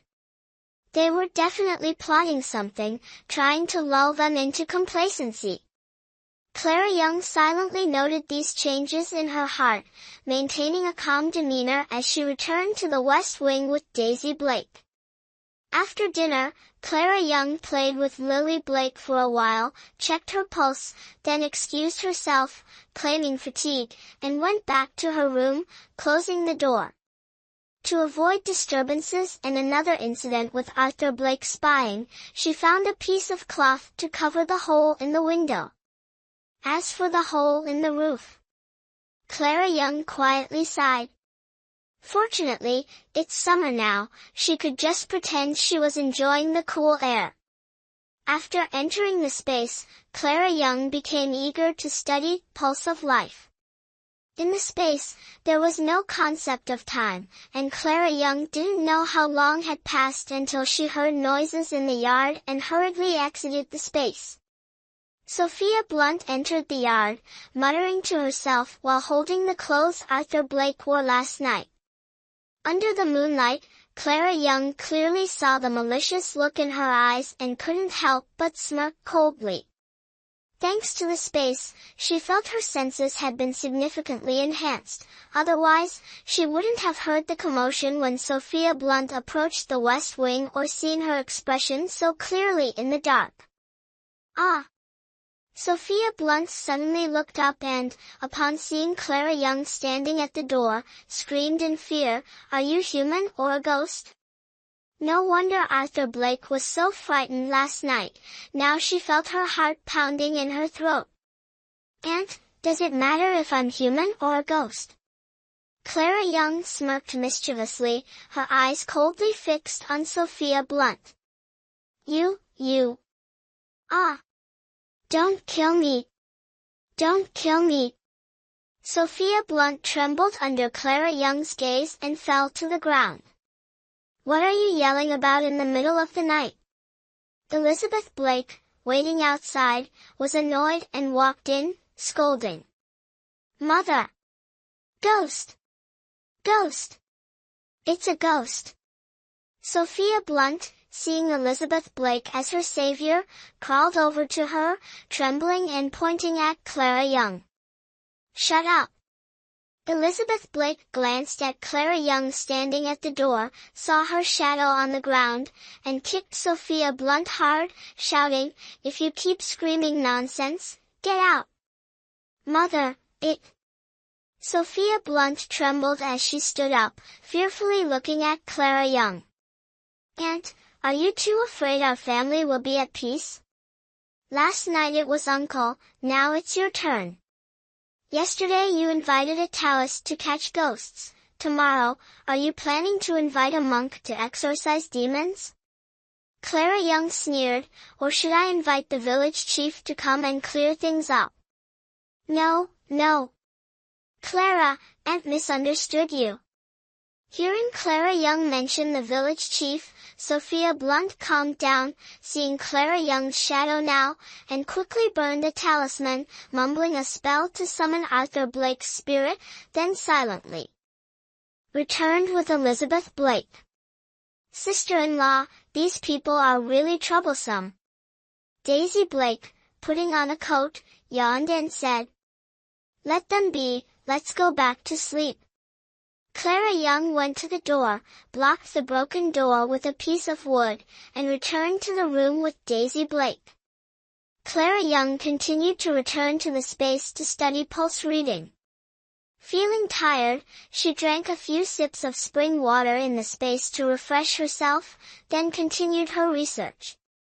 In this way, she diligently studied without feeling exhausted. By the time she heard the roosters crowing outside, she had read nearly 1/20 of Pulse of Life. Clara Young stretched, drank a few more sips of spring water, and then exited the space. After washing her face and combing her hair, Clara Young planned to take a walk around Mount Desai. This time, she didn't climb the wall but instead carried a basket and leisurely walked out through the main gate. Passing by the east wing, Clara Young heard Sophia Blunt angrily scolding someone inside.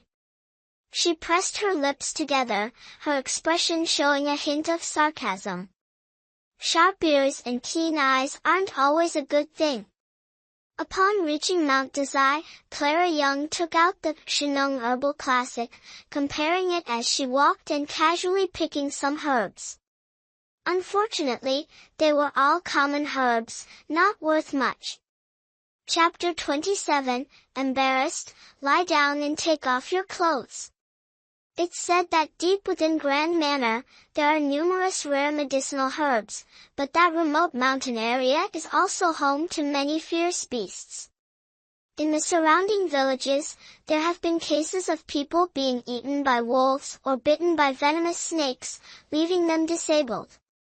Therefore, even though it's known that the mountains hold valuable herbs, very few dare to venture there. But Clara Young fears nothing. She's always been fond of adventure, particularly exploring and engaging in thrilling activities. However, upon seeing the man standing before her, Clara Young sighed inwardly.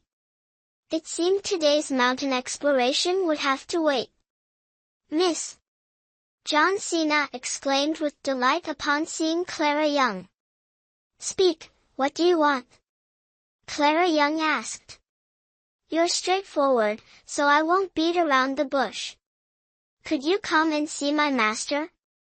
John Cena requested, clasping his hands together. "No," Clara Young rolled her eyes. "Miss, my master," John Cena was surprised by Clara Young's blunt refusal and became anxious. But remembering his master's orders not to trouble her, he was at a loss. "Why are you so ignorant of the rules?" Clara Young frowned at John Cena. "Although I said I'd return in 3 days for my fee, you haven't even paid for the last consultation, yet you want my services again. Doctors need to eat too." "Miss, I apologize."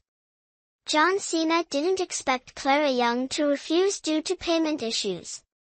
He quickly removed a bundle from his person and presented it to her. "Here are 200 gold pieces, please accept them."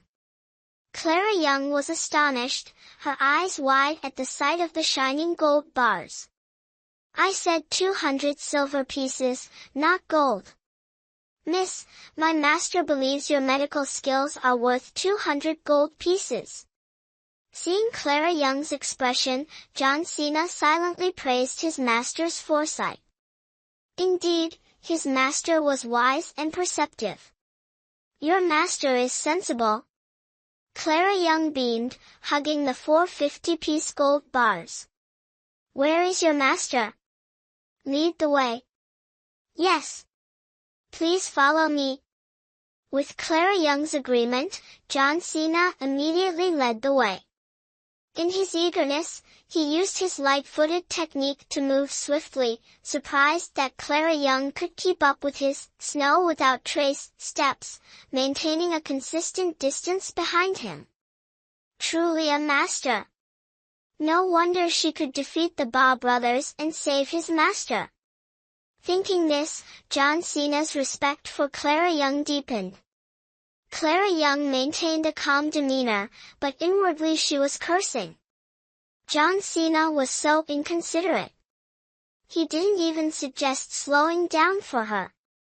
Sure, he had inner strength and agility, but was that so impressive? Exhausting. Luckily, she had her family's light-footed technique. Fortunately, their place wasn't too far, just at the village edge by the river. "Miss, thank you for coming to see me." Alexander Red, leaning against the bed, smiled as Clara Young entered. "No need for formalities, I'm here for the gold," Clara Young said as she set the basket down and opened the acupuncture kit she had secretly taken out on the way. She then turned to Alexander Red and said, "What are you standing there for? My time is limited, take off your clothes and lie down quickly." Alexander Red, John Cena, Thomas Sowell. While doctors do not differentiate between men and women, that's only true for ordinary people. For noble princesses or ladies from aristocratic families, even when a doctor takes their pulse, a thin silk cloth is placed on the wrist to maintain their chastity.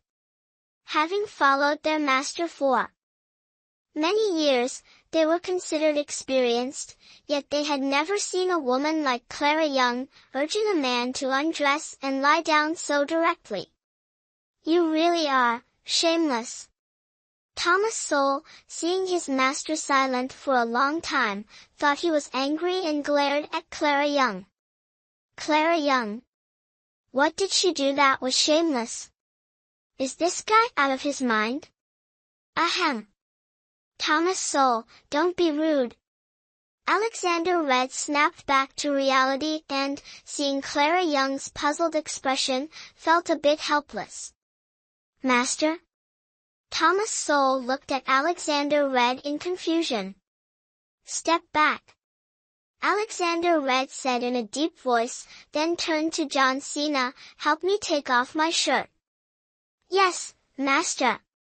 John Cena stepped forward and removed Alexander Red's outer cloak, then his inner shirt, exposing his chest for Clara Young to perform acupuncture.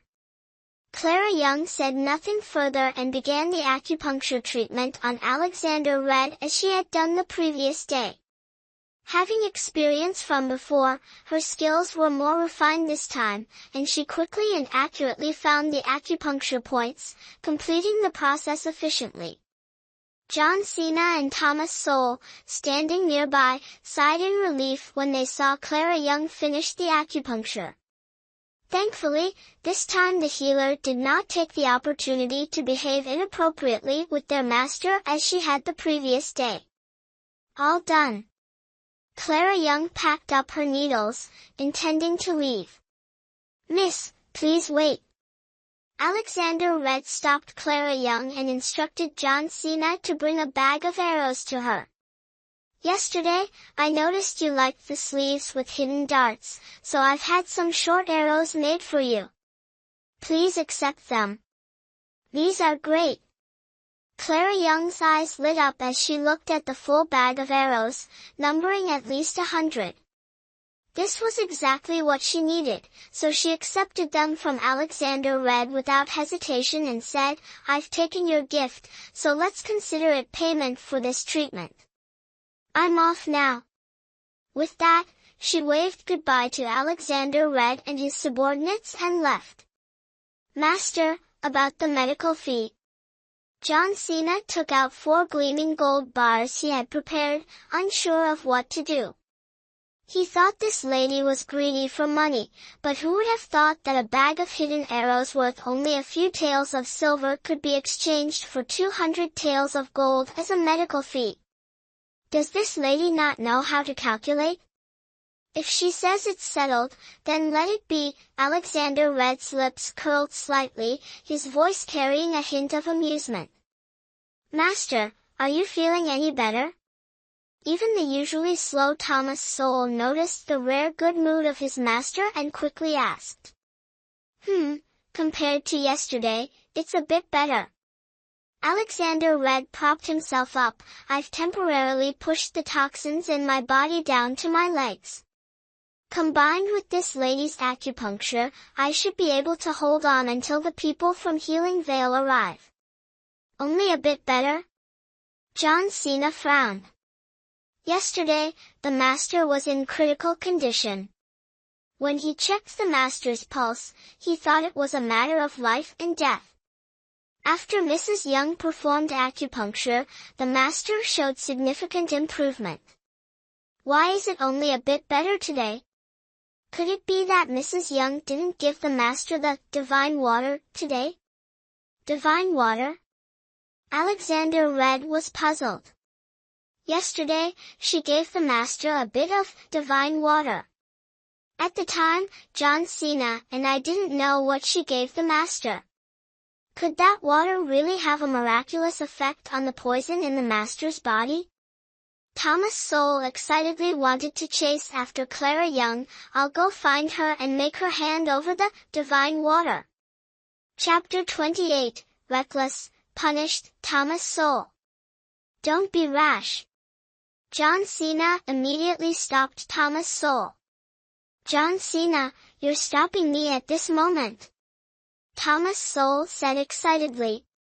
Reckless. Alexander Red scolded coldly, his breath unstable, coughing. Master. I acknowledge my mistake. Thomas Sowell fearfully knelt on one knee. Although he admitted his mistake, he didn't feel he was wrong. Knowing that Clara Young had the divine water to save the Master, he had to retrieve it for the Master, even if it meant defying orders and facing execution. His life was worthless, but if sacrificing it could save the Master, it was worth it. Thomas Sowell, listen to the Master. Mrs. Young can only be befriended, not offended. Before the people from Healing Vale arrive, the Master still needs her treatment. John Cena explained to Thomas Sowell. Thomas Sowell was hot-tempered and impulsive.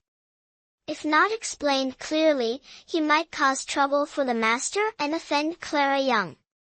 But what if she refuses to give the divine water to the Master? Thomas Sowell was still worried. If she refuses, she has her reasons, Alexander Red said coldly. Thomas Sowell, do not act on your own, understand? Master. Did you hear me clearly? Yes. I will obey. Thomas Sowell bowed his head, his voice choked with emotion. Go and accept your punishment. Yourself, Alexander Red said, closing his eyes. Despite the excruciating pain caused by the toxins in his body, he showed no sign of discomfort. Thomas Sowell wiped away his tears and went to receive his punishment. Master, should I prepare some money to ask Mrs. Young for an antidote? John Cena asked. Do you really think she's greedy for money? Alexander Red questioned. Without waiting for John Cena to reply, he continued, she is indeed greedy, but not entirely. Otherwise, she wouldn't have refused a fee for treating a patient just because of a bag of short-lived arrows. This Mrs. Young is truly unpredictable, John Cena replied cautiously, recalling Clara Young's behavior earlier. He added, moreover, she has no internal energy, yet her agility is remarkable. I don't know what technique she uses, but it rivals my Everwinter skills. How could someone with such abilities be content to live in a remote place like Stonebridge Village? It's quite strange. Although the Master didn't allow them to investigate Clara Young, Stonebridge Village was small, and the incident with the Blake family yesterday quickly spread throughout the village. John Cena didn't need to inquire to know everything. Regardless of her reasons, she has her own motives. Everyone has secrets they don't want others to know, as long as she doesn't harm us, Alexander Red said. Understood. John Cena replied. We owe her a favor, so let Thomas Sowell look after her discreetly. But with Thomas Sowell's temperament, John Cena worried, fearing Thomas Sowell might offend Clara Young and delay the Master's treatment. Thomas Sowell's temperament needs refining. Yes. Although Clara Young's plan to enter the mountains was disrupted, thinking about the 4 shiny gold bars in her possession and the bag of short arrows, she felt very pleased. Every time she went into the mountains, it seemed like a deity blessed her with wealth, reinforcing her determination to venture into the mountains. When Clara Young returned home, she saw Richard Blake leading Victor Blake, Thomas Blake, William Blake, and Samuel Blake with hoes, ready to work in the fields. Grandfather, uncle, brothers-in-law, are you heading to the fields? Good luck. Clara Young said with a smile. In the past, whether it was planting, harvesting, or weeding, their main family was the primary workforce. She, along with Rose and Daisy, were often ordered around like men, and during busy times, even Peter and Lily had to help gather crops. As for Thomas Blake, William Blake, and Samuel Blake, although they were young and strong, they were lazy and shirked work. Even when they went to the fields, they were sluggish and always found excuses to sneak away. It could be said that the large fields of the Blake family were mostly tended by the women of their main family. But from now on, HMPF. Whoever wants to work can do it. Clara Young, where have you been this morning that you're only coming back now? Grab a hoe and get to work. William Blake shouted, annoyed at having to work under the hot sun. No way. The West Wing is full of sick and disabled people who need my care. I had to get up early to gather herbs and will need to prepare medicine later. You all can handle the fieldwork. Looking at how strong you are, you should exercise those muscles, Clara Young said, deliberately shaking the herbs in her basket in front of Richard Blake. I'm working hard to save money on medicine for our family, don't you think, grandfather? Let's go. Richard Blake said, ignoring Clara Young and leading his family out the door. Grandfather, why don't the people from the West Wing have to work in the fields like before? William Blake was still unwilling to accept it. Be quiet. Richard Blake glared at his grandson, intending to scold him, but when he saw a neighbor greeting him, he changed his expression to a smile and nodded. Mr. Blake, is your whole family going to weed?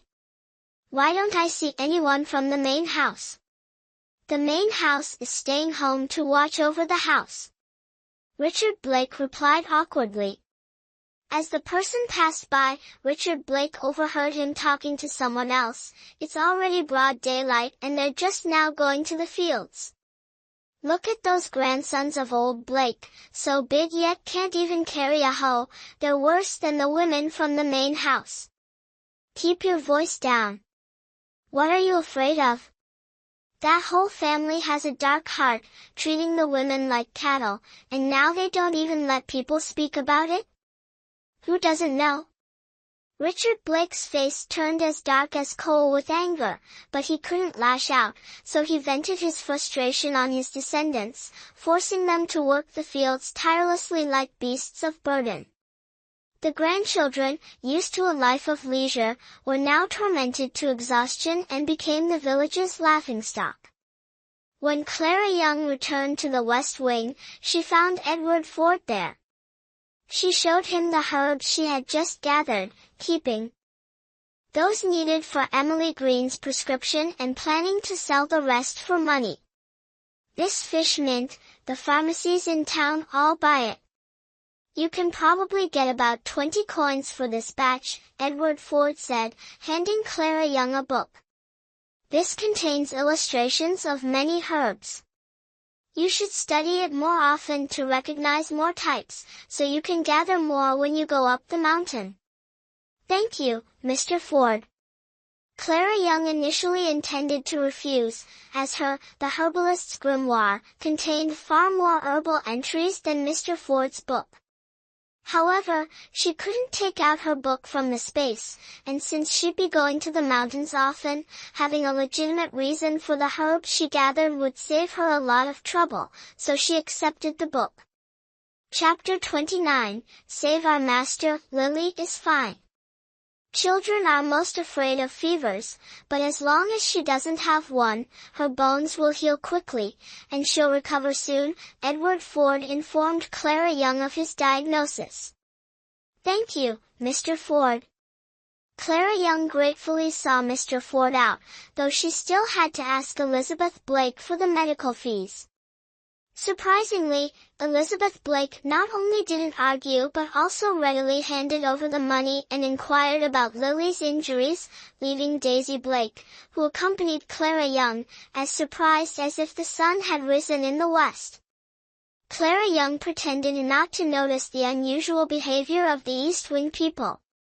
After seeing Mr. Ford out, she mentioned going to her room to rest, then sneaked into her space to continue studying Pulse of Life. At lunchtime, Clara Young left the space and instructed Rose and Daisy to fetch food from the dining hall.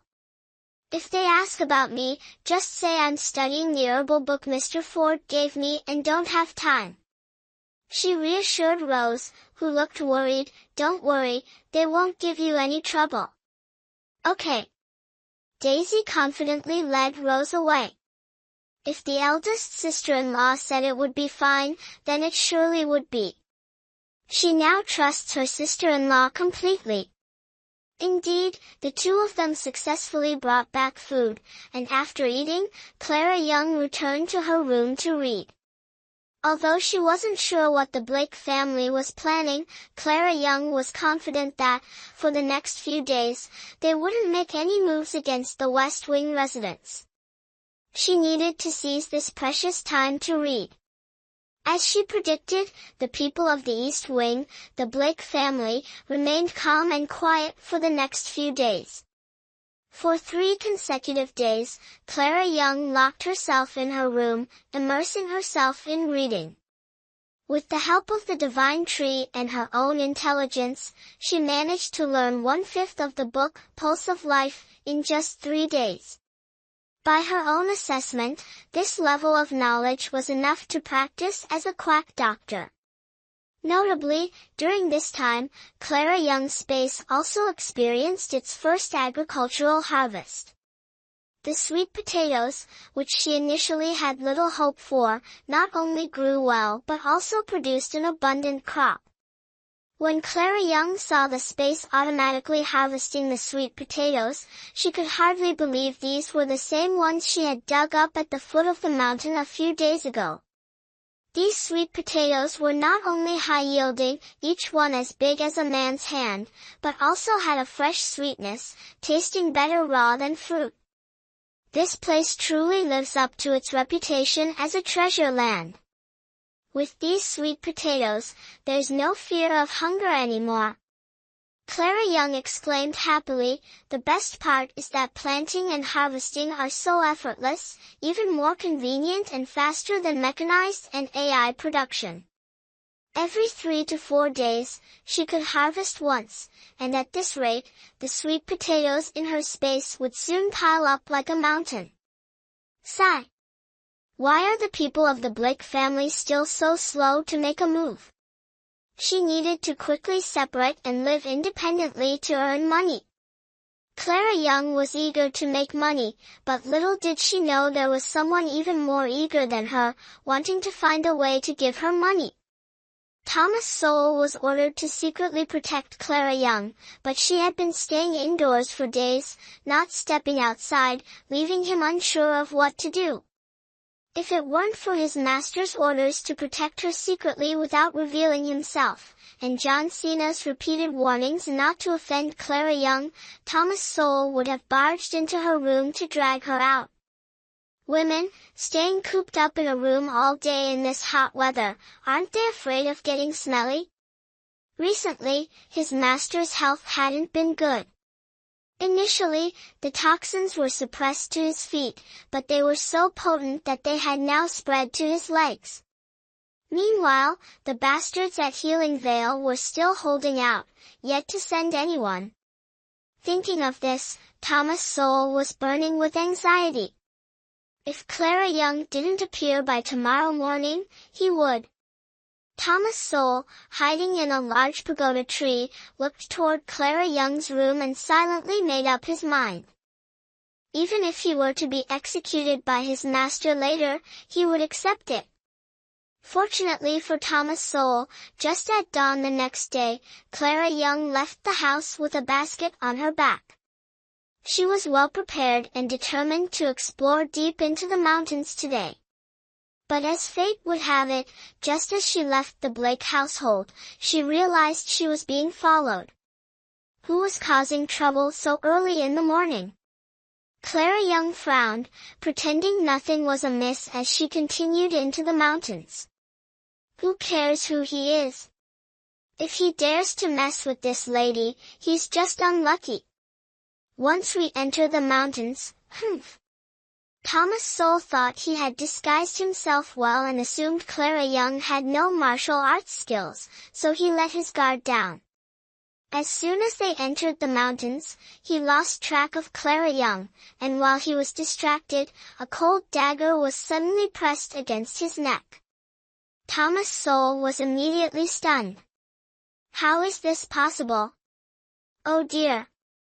An old acquaintance.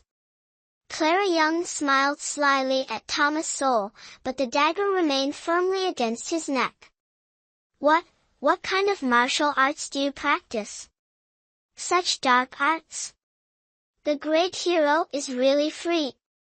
Not sleeping early in the morning but following me into the mountains just to ask what martial arts I practice? I must decline such a way of striking up a conversation. Clara Young's smile turned a bit cold. She preferred to deal with smart people. Compared to John Cena, this Thomas Sowell was far inferior. Mrs. Young, I know you like silver. I can give you a lot of it if you sell me more bottles of immortal water. Thomas Sowell didn't want to beat around the bush with Clara Young and got straight to the point. So, does that mean you have a lot of silver on you? Clara Young's eyes deepened, looking at Thomas Sowell with hidden meaning. Thomas Sowell sensed danger and looked at Clara Young warily. If I kill you now and take all the silver from you, wouldn't that be better than discussing business with you? Clara Young looked at Thomas Sowell, half smiling. How could you do that? Thomas Sowell looked at Clara Young in horror. You approached my master on purpose before, didn't you? I knew you weren't a good person. Clara Young. Today, I've fallen into your hands. Do as you wish. Seeing Clara Young remain silent, Thomas Sowell thought he was right and spoke fiercely. Is this guy out of his mind? Boring.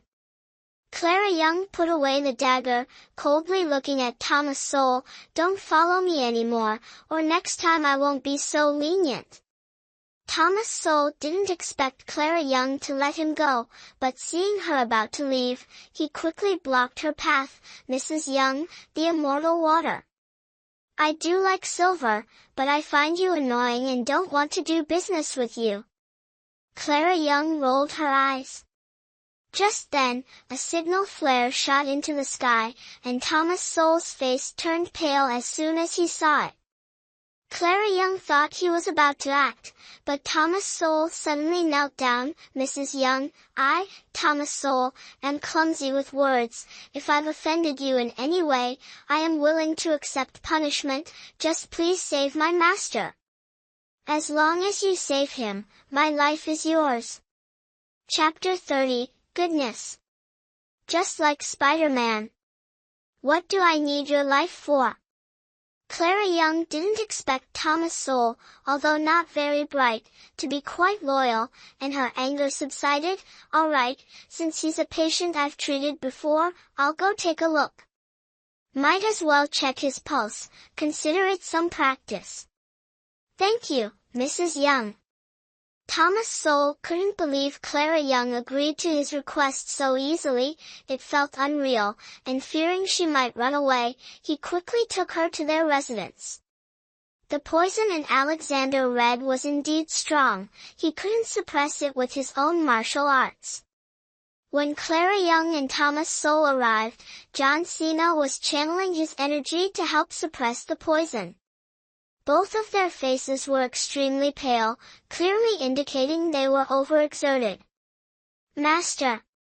Thomas Sowell was in a panic seeing the situation of the two people. Dr. Young. I'm not worthy of being called a doctor right now.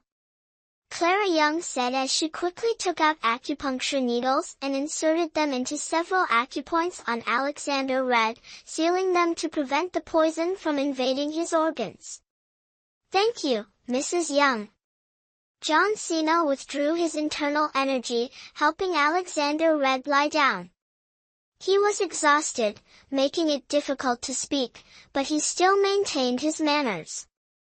If you can barely breathe, don't worry about manners. Clara Young waved her hand and pointed at the unconscious Alexander Red. What kind of poison did he get hit with? Well, John Cena hesitated. I'm just a quack doctor, doing acupuncture and pulse reading. If you want me to save someone but keep secrets, don't blame me if I prescribe recklessly," Clara Young said. The master was poisoned with something called jasper. John Cena looked at the unconscious Alexander Red, gritted his teeth, and removed the mask from his face.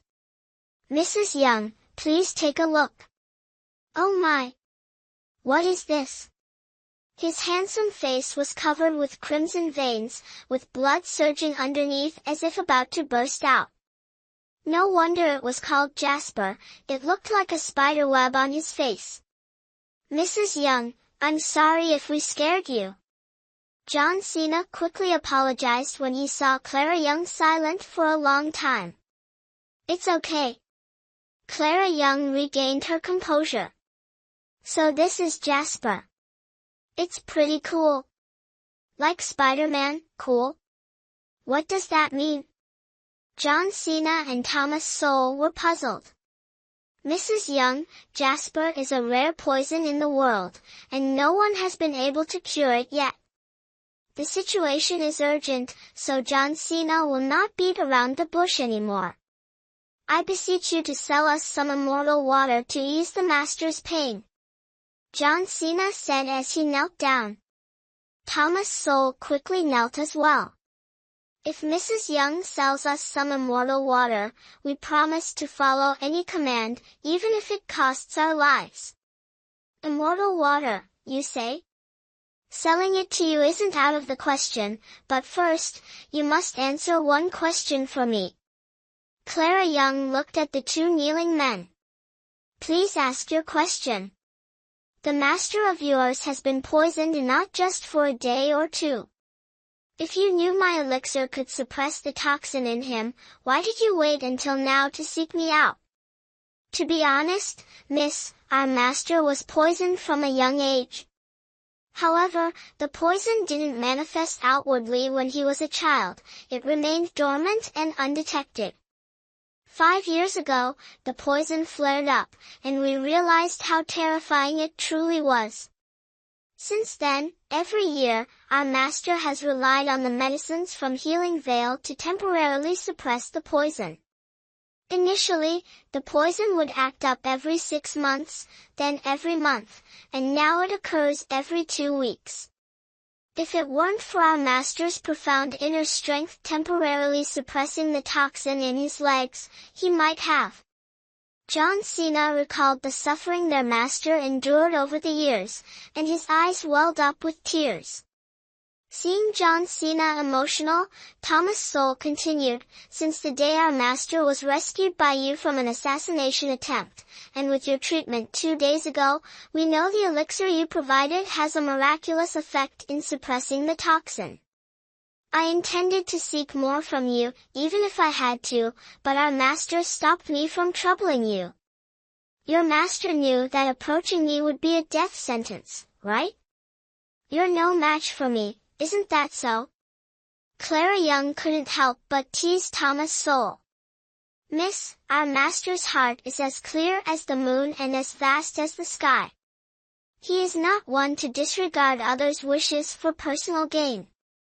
John Cena hastily defended their master. "All right, I accept this explanation." Clara Young waved her hand. She could see that these people were not ordinary. Earlier, she kept her distance to avoid unnecessary trouble. After all, possessing a treasure in a foreign place can invite danger, so she had to be cautious. Fortunately, these people were not evil and didn't resort to robbery despite their predicament, which was quite rare and justified her repeated aid. "That elixir." John Cena eagerly looked at Clara Young. "Mrs. Young, we will certainly not shortchange you for your medical services." "Nonsense. You think a few words will get you something for free? No way." Clara Young glared. "Prepare a room for me." "Yes." "Mrs. Young, please follow me." Thomas Sowell quickly led Clara Young to the next room and promptly placed several small porcelain bottles for the elixir. Once Thomas Sowell left and saw no one around, Clara Young entered a space and retrieved several bottles of the elixir. "Have your master try a bottle." Clara Young handed a bottle to Thomas Sowell. Thomas Sowell carefully accepted the elixir, treating it like a treasure, and brought it to their master, opening a bottle for Alexander Red to drink. "Mrs. Young, should we perform acupuncture again?" John Cena asked anxiously while observing Alexander Red. "Wait a moment to see the effect first." Clara Young stepped forward to check Alexander Red's pulse, her eyebrows furrowing unconsciously.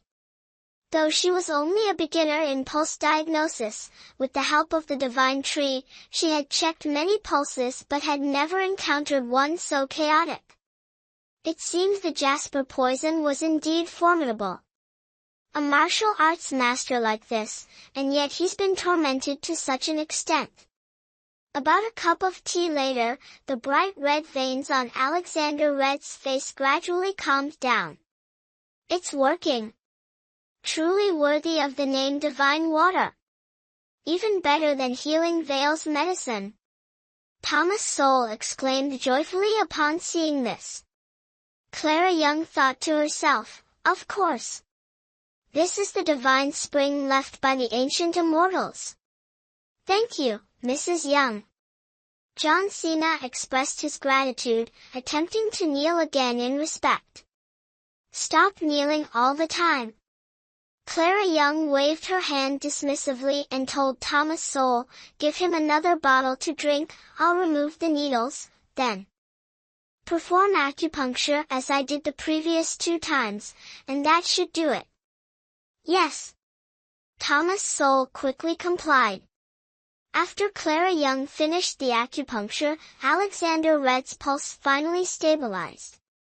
He gradually regained consciousness, saw Clara Young in front of him, and smiled, saying, "Thank you, Mrs. Young, for saving my life." Chapter 31, Another Encounter. "No need to be polite, I've already taken the money."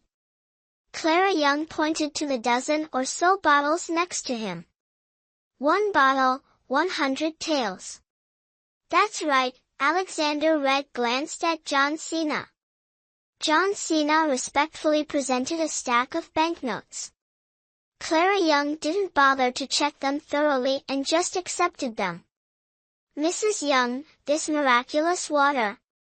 Seeing Clara Young about to leave with her basket, John Cena quickly asked, "With money, everything is negotiable, but—" Clara Young made a gesture of zipping her lips. "Understand?" "I understand, we will definitely not reveal this to anyone," John Cena and Thomas Sowell hurriedly assured. Even if Clara Young hadn't reminded them, they wouldn't have disclosed this matter.